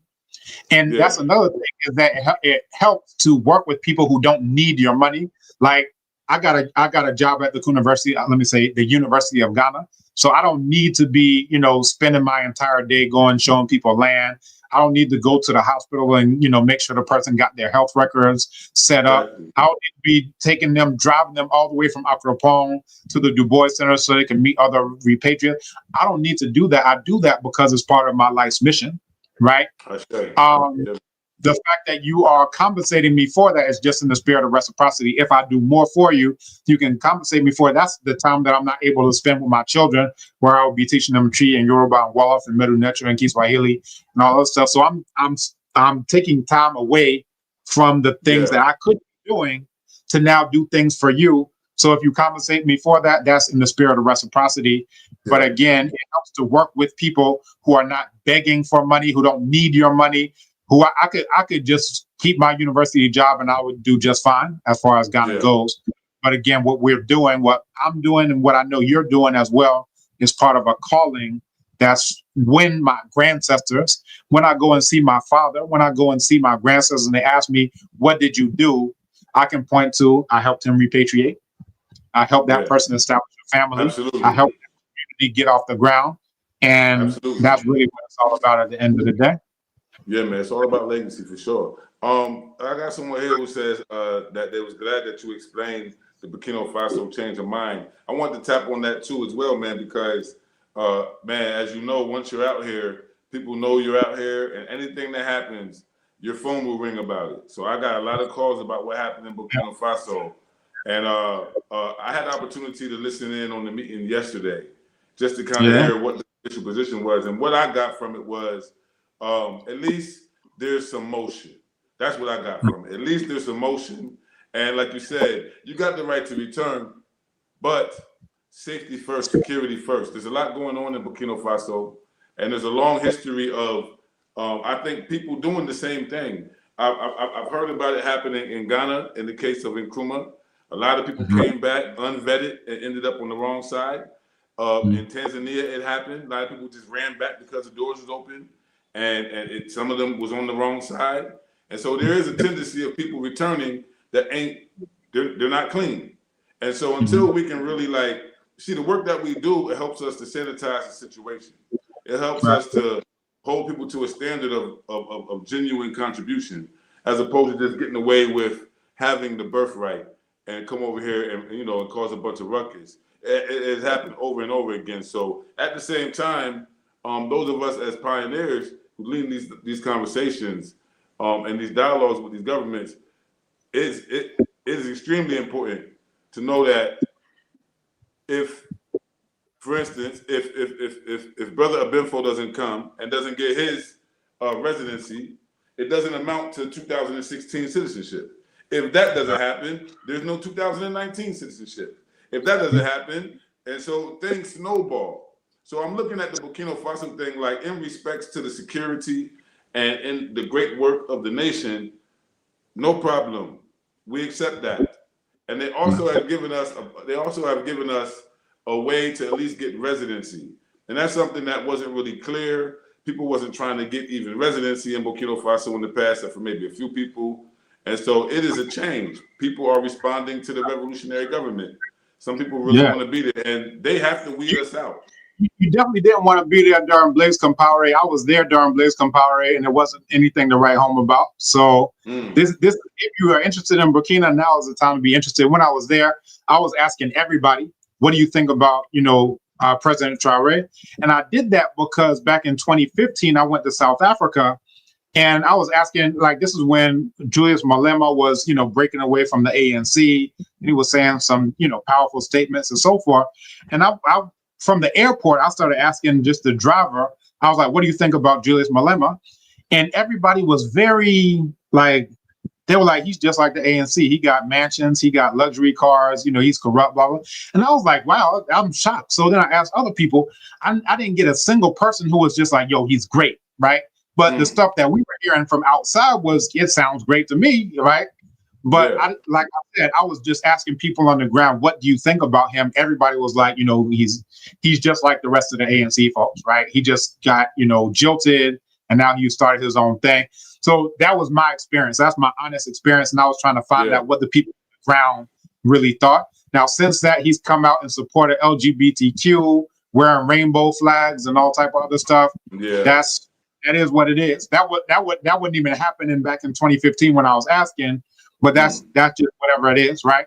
Now, when I went to Burkina Faso, I wanted to do the same thing, because I'm like, we all see President Ibrahim Traoré as this, larger than life figure, but I'm like, what do the people on the ground say? Everybody on the ground was like, we finally have hope. The youth, they were like, we finally see ourselves in the future of Burkina Faso. They were like, we're willing to contribute to the patriotic fund. We're willing to go out and, put, sidewalks together, the blocks and so forth. Yeah. And I met a sister from the Congo who I interviewed right in front of Nana Thomas Sankara's mausoleum that was built. And she was from the Congo, because, people who speak French, they all go to the same country, blah, blah, blah. And she was like, he is a second coming of Nana Patrice Lumumba. He wants us to have our own minerals and our own resources and so forth. And it was just powerful that to a person, every single person that I asked, it was a different thing from what happened in Mzansi, that everybody was like, we believe in him, we're behind him, we support him, so forth. So, that was powerful to be part of the revolution. When Nana Thomas Sankara came to power, I was 4 years old. That's 1983. So I was born in 79. I was 4 years old. I was trying to figure out which color to, color my, to stay in the lines for the crayons, right? I was trying to just do some basic stuff. But this is like, okay, I wasn't part of really getting the fullness of what that revolution was about. But this is like the Wahim Mesut. This is the repetition of the birth of Nana Thomas Sankara. You feel it when you're on the ground. Everywhere you go, there's a road being constructed. You go to the electric vehicle, showroom, and those vehicles are as real as you can imagine. And so I took 830 videos, and I did just reflections on the day of every single day, attend to the Diaspora Summit, and you're there and you feel like you are in the center of a hurricane. Everything else is going on around you. You're in the peace, in the center of that hurricane. Wow. So that's powerful. Yeah. Bro. That right there is powerful. I'm not going because he's going to give me nothing. That, if you don't give me a passport, well, I'm not coming to your... What we're experiencing is bigger than that. And if you want to be a part of history, if you want to be a part of the presentation of that mural, again, you can look at abibitumi.com/Traoré. You can go to sankofajourney.com and join us with that. But if you want to be a part of history, imagine that you had an opportunity to be beside Nana Jean-Jacques Dessalines when he was cutting the heads off of these crackers, Kubete Bouleka. Imagine you had a chance to be beside Nana Didan Kimati in the forest as they were going out and doing guerrilla style tactics, cutting the heads off of these crackers. Imagine you had a chance to be beside any of our great grandsters, because remember, our heroes are their enemies and their heroes are our enemies, right? Absolutely. Imagine if we had a chance to be side by side any of our heroes or sheroes or heroines who prefer proper English. Imagine you could have been beside Nana Nzinga as she was, pulling the bowels out of some Portuguese cracker. Imagine any of that. Now we don't have to imagine. We can be beside. We can be part of that. As he's kicking the stench. That's what I call the French. As he's kicking the stench out of the mouths. He's smacking fire out of the mouths of these crackers. We can be there. You telling me you're not going to go unless you get citizenship? That's cool. Don't go, but I'll be there. Yeah, exactly. If you're only going for citizenship, then you're going for the wrong reason anyway. The powerful thing about it too. It's going to be a trophy citizenship. They're not going to live in Burkina. They're just going to take the passport and they're going to go back to the U.S. They're going to be in front of Walmart, and say my Instagram, I got more followers on Instaspam, right? I got more friends on Facebook. I got more on Vex or Hex. I don't know what that is. And I'm like, I got more. And I say, you don't have followers if people aren't going to, like, the people who follow me are following me to a BB Toomey. If you claim to be my fan and you're not on a BB Toomey, then you're not a follower of me, because anybody, like John Henry Clark, he said, if you're a leader, you need to ask your leaders, where are you leading me to? I'm leading people to a BB Toomey. I tell people, put your money where your liberation is. Come over to a BB Toomey and support the work we're doing. But don't claim to be my follower. All the time people come on to me, oh, I followed you for years. I'm like, where did I lead you to? Are you in a different place than you were when you first encountered me? If not, then you're not a follower of mine. You ain't followed me to where I'm going, because I sure ain't staying on the planet. Not Harriet Tubman ain't stay on the plantation either. She said, follow me to follow me to liberation. She's not giving speeches about how we need to do for self at the Sheraton. She's not having a economic empowerment summit at the Hilton. She's like, come towards liberation. So all action. And you know, even me, man, I like to study the history of the bloodlines, the tribe, the ethnic groups, the kin groups, and the Traore name. I had to really go some research. I had to go talk to one of my Mandingo aunties about it. I said, Auntie, what is Traore? And she immediately said, oh, they typical Mandingos. And I said, how are they typical Mandingos? She said, they come from Kankan in Guinea, but then they migrated over to where Burkina Faso is now, and they had a kingdom there called Kinadugu. And Kinadugu was led by the Traore clan. I'm like, what? Okay, so Ibrahim Traore comes from this royal clan of Mandingos who had the Kinadugu kingdom all the way up until 1898. So these people were the last ones to hold power there before the French colonized them. And so it's a very powerful story when you know the full story of even the lineage that man is manifesting. You understand, right? And so I just want to add that dynamic too, man. But you're absolutely right. This is a revolutionary time that we're living in. And I just respect the fact that even within that, they're still giving us some encouragement. And I would say to those out there who will take the answer, answer the call and go on over there and start off with the residency, to keep going. Once you get it, listen to this, go back to this video and listen and watch to the presentation that Brother Obenfo just did, because that's your work. Now you are tasked with the work now to be the representative of us all there. Now you have the right, but you have the responsibility too, because all of us won't be there, and they're requiring you for you to be there. So open the door, be on your best conduct, be straight up with our people over there, right? And so that's what I would say. Last year I had an opportunity to do an interview with the Malian ambassador to the U.S. and he was saying the same thing. He was saying, man, this is a cultural revival. Our people feel free. It ain't about poverty. We are free. And it was just like mind blowing to me, because that's what we're really searching for. This element of freedom that you said you can feel right there in the eye of the storm going on all around, but there's a freedom right there in the middle of that. That you know, the whirlwind. Yeah, man. Look for me in the whirlwind. Yeah, man. Yeah, man. You know what? I was gonna say that about that video. That video is real dope. But that plaque, that is a powerful thing. And I want to say that it's important to do that. It's important to appreciate those who actually do the work and let them know that we see them in this light. Because then at least they know that we're coming to hold them accountable in case that they fail us. Right. That's right. You know? Yeah, it definitely goes both ways. And we had a precedent for that because we did a similar plaque for the Asante Hene, a life-size plaque for the Asante Hene. Matter of fact, I can show you better than I can tell you, as we like to say. My mother said, I'm from Missouri. She ain't really from Missouri, but she said that when she like, yo, show me.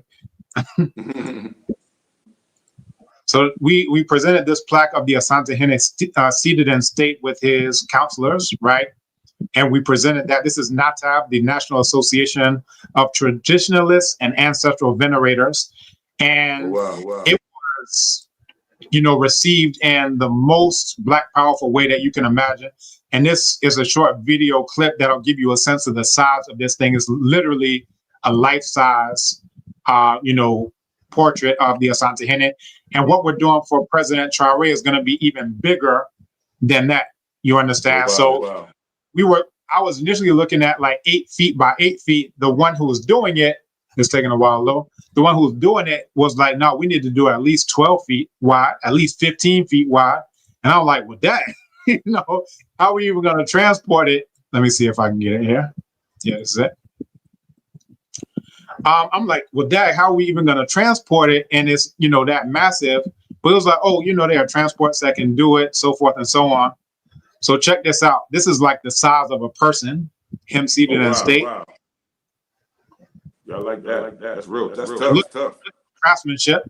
So if you look at how Black powerful this is, that has already been presented to the Asante Hene, and because we presented this to the Asante Hene, so the brother who's seated in front is Nana Yao, Asamwabwedi, who has asked me to be the keynote of each of the NATAV conferences, that he did not know the Nsomankwa Hene, who's like been a father to me over the years, right?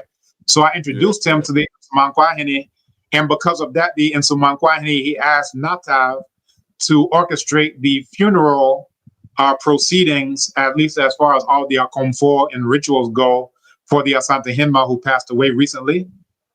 So like this is now a bond that's being made by people who live in the same city but who didn't know each other, but they know each other now, and we're just cementing those bonds. Both of them are Asante, but they didn't know each other. But now this is what we're doing for the people, and we're going to do something even more massive for President Ibrahim Traore, because every day we get more grandcestors who are adding. We're like, yo, by the time we're done with this is going to be like 100 grandcestors, all standing behind President Ibrahim Traore. And let me while I'm sharing, let me also share this with you. Like, we got a lot of, again, because we have now our own in-house Abibi Tumi media production team, we're doing a lot these days. So let me show you this as well for anyone who wants to join us at the conference for the unveiling of the mural. Quiet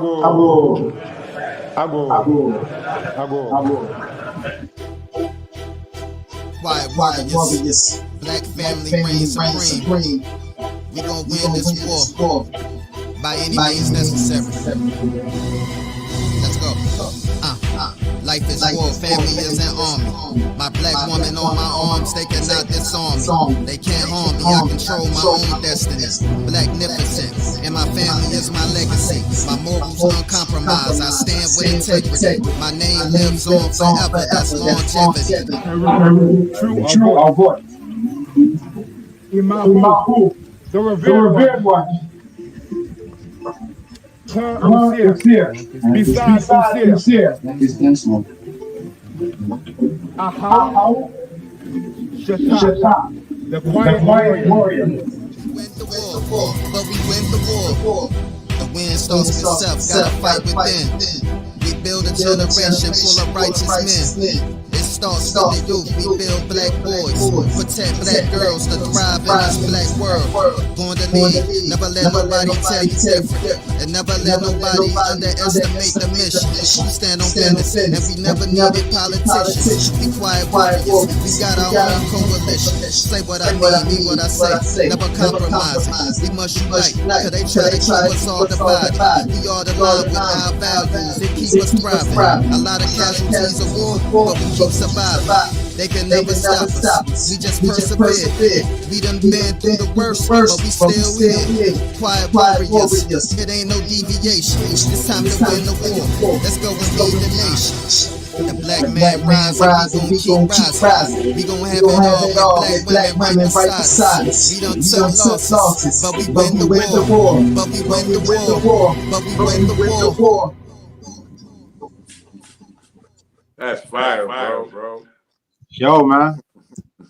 So that's the conference. We want y'all to come to the conference. So if you feel like that's fire, it'll be even more fire in person. So the film festival, the virtual conference, then the in-person conference. So this is your personal invitation from Sierra Leone over to Ghana, because like I said, we got a lot that we're doing on the ground here.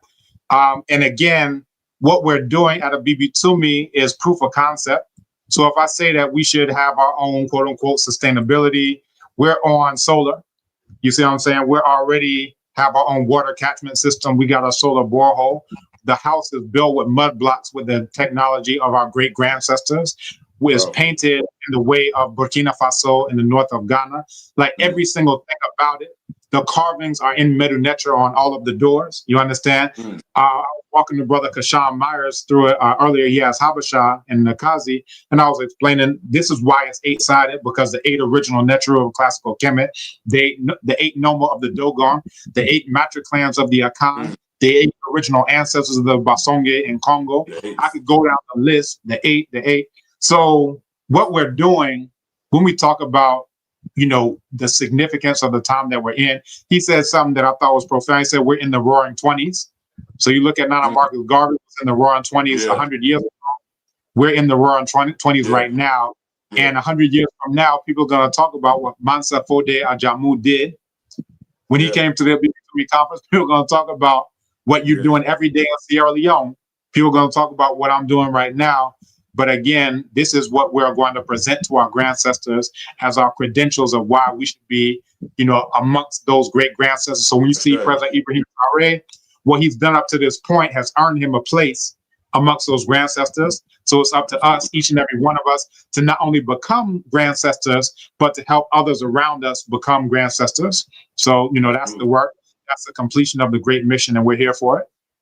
Absolutely, and you know it's doing what it's supposed to do. I love the analogy that we're back in the 20s again, because I'm part of a brotherhood called Jicho La Kimbunga, the Eye of the Whirlwind, and that's how we view it. Like, you know, the ancestors are in the whirlwind. Garvey already told us where he's gonna be at and what we can wait for, and it does seem like now is the time.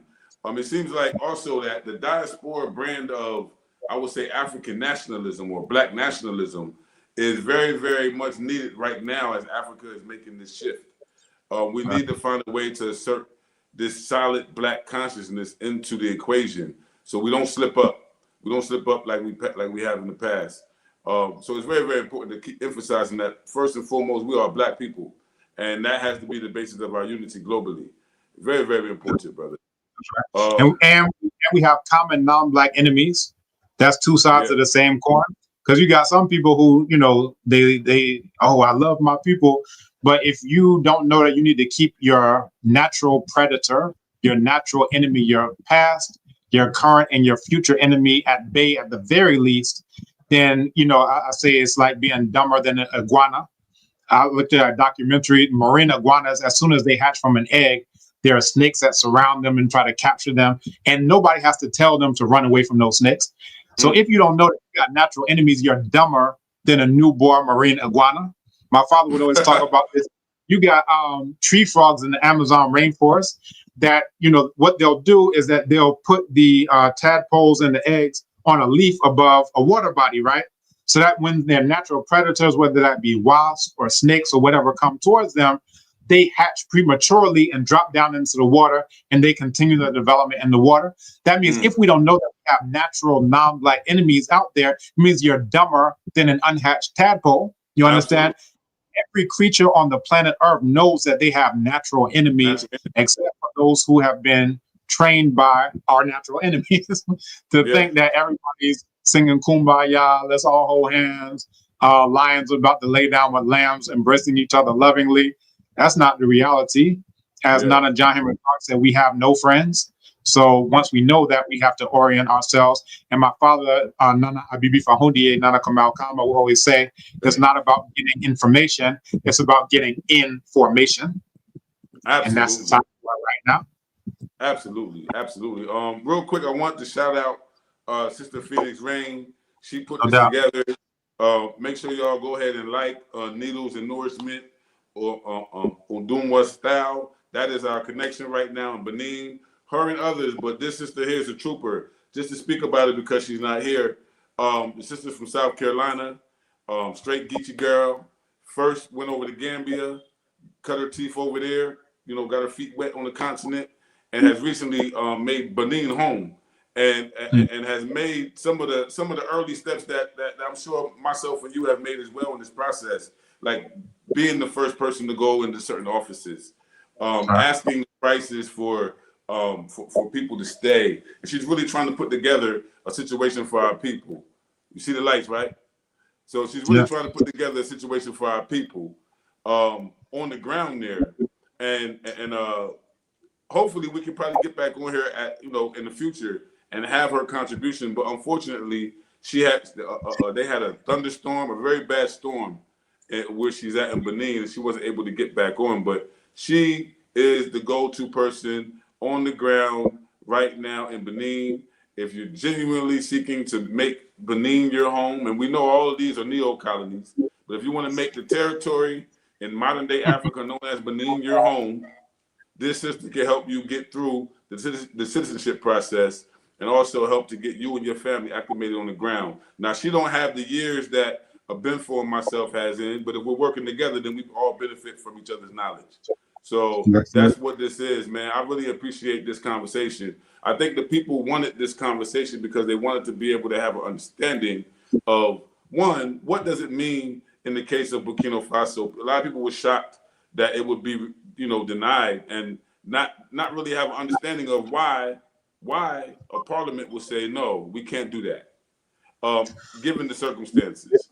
So real quick, so anybody who wants, and I was in the call yesterday, and then I was probably in for an hour, and then I got booted from the call, and I was like, what happened? So I texted Ambassador Chiombo Kwao. She said, oh, that was a mistake. I think there was somebody in the chat who was anonymous or whatever. I was like, I wasn't anonymous. I was in there. I knew my name. So she was like, oh, that was, I'm sorry, that was a mistake. We didn't mean that, so forth and so on. So all right, that's cool.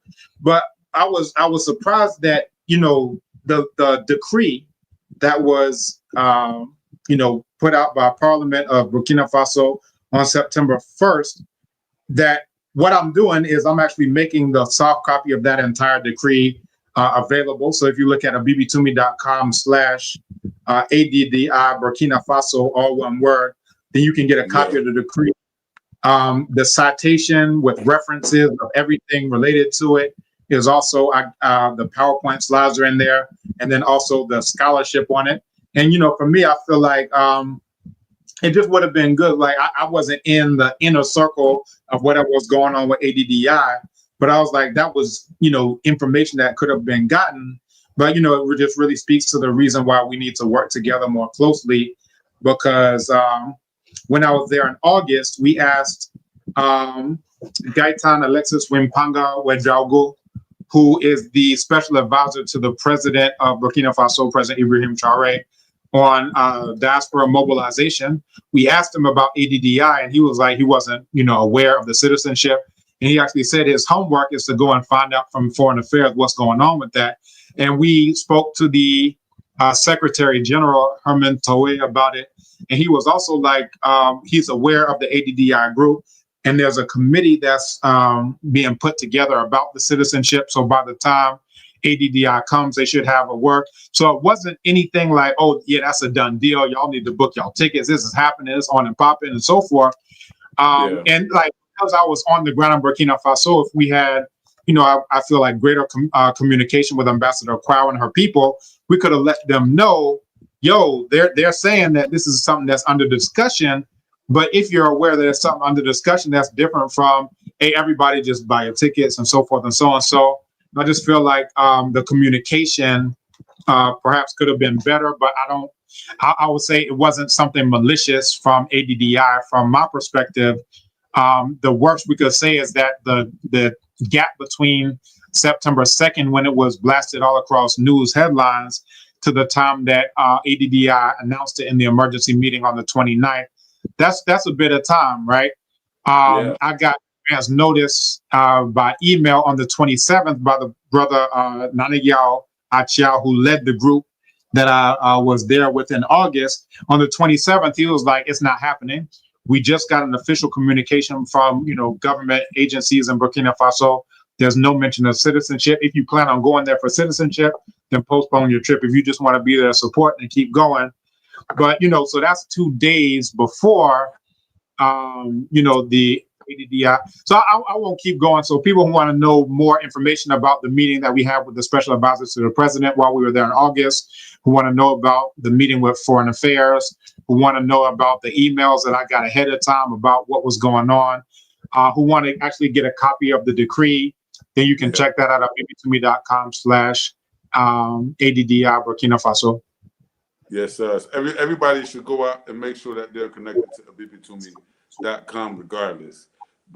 There is all this information we're talking about. A lot of it is available there. The institution does a great job of keeping us informed and educated and providing leadership that we can trust in. So please, if you're out there and you're not aware of the bbtumi, now you are. Make sure you go over to bbtumi.com and check it out, man. It's a whole community. I'm talking about, you talking about nation building. These Africans, these Black brothers and sisters are building. They are building institutions that it requires to have a nation with and representing us very well on the continent. Again, sister, for Sister Phoenyx, please make sure you like Needles and Nourishment or Dunwa Style, and of course, Kimbunga Media all day. Make sure you go ahead and like and keep in contact with us. Brother Benfo, you have anything else you want to drop down on, in terms of the citizenship in this conversation this evening? Yeah, so those were the main things. ADDI, we've touched on that. For those who are looking for Ghana citizenship, we have a 100% success rate going all the way back to 2016. It was looking like we were going to get 2 who weren't going to get their citizenship in the last round of 524. But again, we had to call on the airstrike. I was like, yo, man, my brother mine said, hey, if you fighting fair, you ain't fighting. So we had to, hey, if we know the president, we know whoever we need to know, we're going to make them calls and we're going to make sure. And again, we're not trying to manipulate anything. I'm like, the people are already on the list. They talking about they can't get their biometric done because of the window. I was like, no. These folks, they're getting their citizenship. So, but yeah, so we have that track record here in Ghana. And you definitely want to deal with people who have a track record. They can show you. And when I went to the Ministry of Foreign Affairs like 2 weeks ago, we spoke with the Diaspora office there. And they were like, we don't hear enough success stories. Like, what happens to these people? They're doing, they get citizenship. Like, are they successful? Are they not? So from that, I started putting out more videos about success stories, right? I got another one I'm going to go soon. But yeah, these are real life people. None of these are actors. These are real life, down to earth people who are building their houses. They've already escaped from Donald Trump. They're not worried about what this cracker or that cracker is saying or what this cracker or that cracker is doing.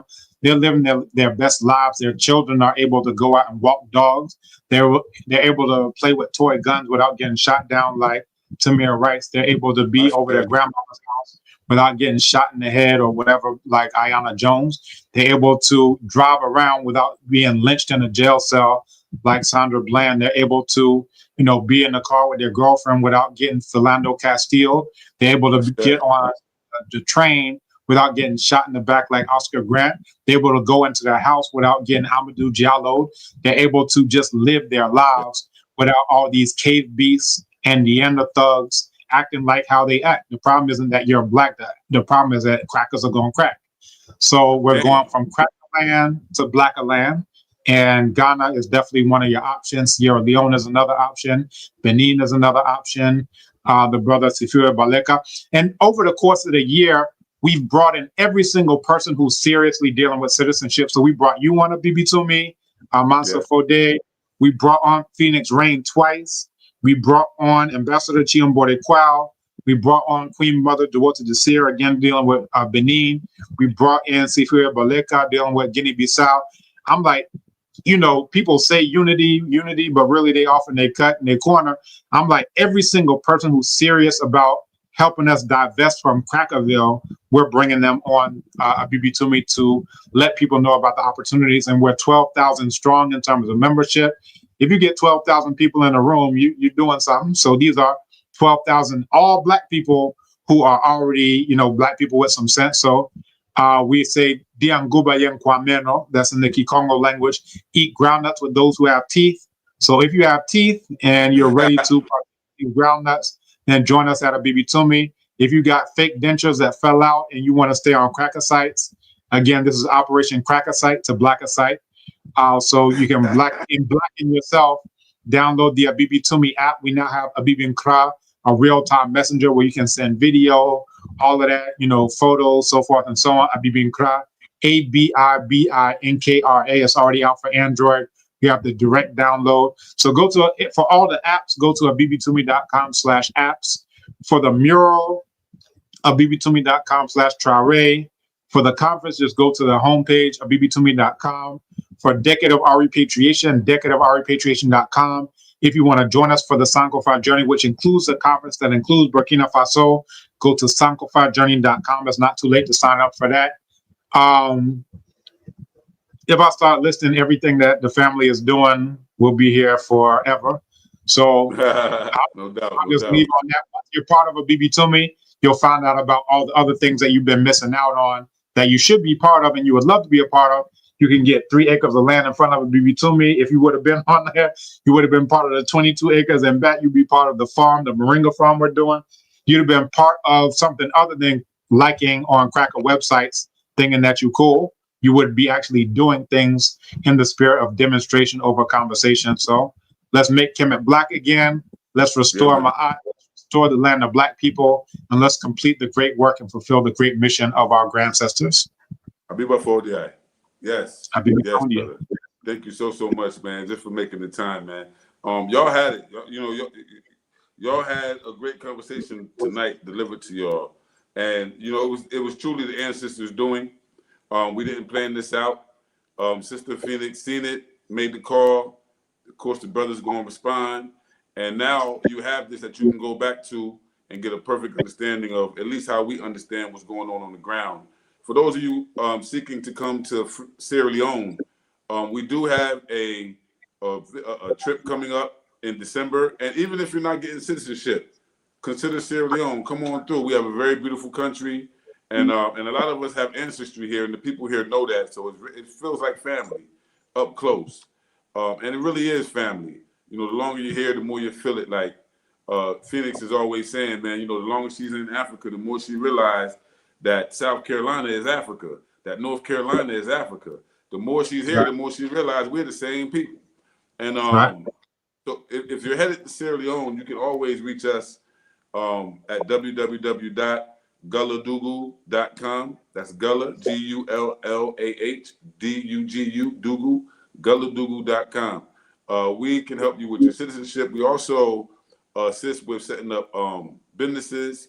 I just heard a horror story not too long ago about someone who was charged $1,000, over $1,000, to set up a business, and we charge the right price, $250 to $350, depending on what you really want to register. So that's the kind of things we're offering. I don't know why people come back and they try to do it themselves, or they try to go around the people on the ground, but you get burnt for that. You get chopped for that.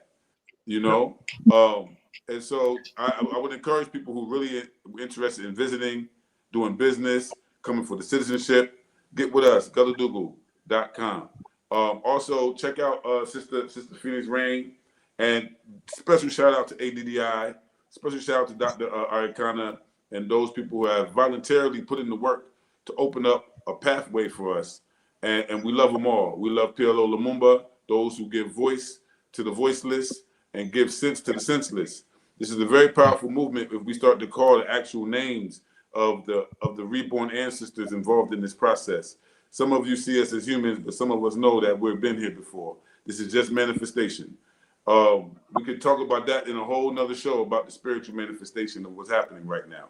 I don't think people really get it in a way that can really be grasped and worked on, but we are living in some dynamic, never before times in the struggle for our liberation. And it's now or never. It is now or never. It's forward ever. It is backwards never. Brother, I really want to appreciate you again. Thank you so much for your time. We have to, man, we might have to do this every once in a while, man, just to get the people what they want, Yeah, so I'm down, like I said, Nana Harriet Tubman didn't hang out on the plantation. She would make an appearance and tell people the direction they're supposed to go in, follow me. So if you see me here, I'm not here to stay on the plantation too long. I'm to point people in the right direction. And so it's time to move. But yeah, I definitely appreciate the discussion. Always good chopping it up with you. You know, I see you as a sincere brother who's on the ground doing the work. And, you know, even if we don't talk often, you know, I feel like anybody who's doing the work of Black liberation is a co-worker. It's like we're in the same office. You got your cubicle here, I'm here. We're doing our work. We move forward.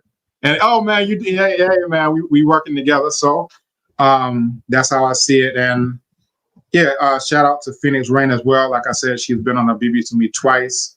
And you know, those who really want to get ahead of the curve in terms of not just getting information, but getting information, definitely check out to me and find out all the information that you've been missing, that you should have been a part of, and that your children and your grandchildren and your descendants will definitely thank you for once you become a part of this larger system among systems. Ashe. Thank you, brother. We appreciate you so much. And we will be doing this again. Shout out to the Kabunga Media family out there. Y'all know what it is already, man. We do this regularly. Make sure that people get the information from the right sources. Make sure that the right sources have access to the people. It's our duty. Ain't nobody paying us. It's our job to make sure that our people are connected and informed and safe in our return. With that, I just want to say Abiba Tumi, Abiba Foday. Garvey would say one God, one aim, one Africa. You know, one destiny. I would say one Africa. Let us come together and unify this continent and the Black people of the world. We are the ancestors reborn, continuing the work. With that, I say Ashe. Thank you very much. Ashe. All right, so we're being headed out. Peace out. All right.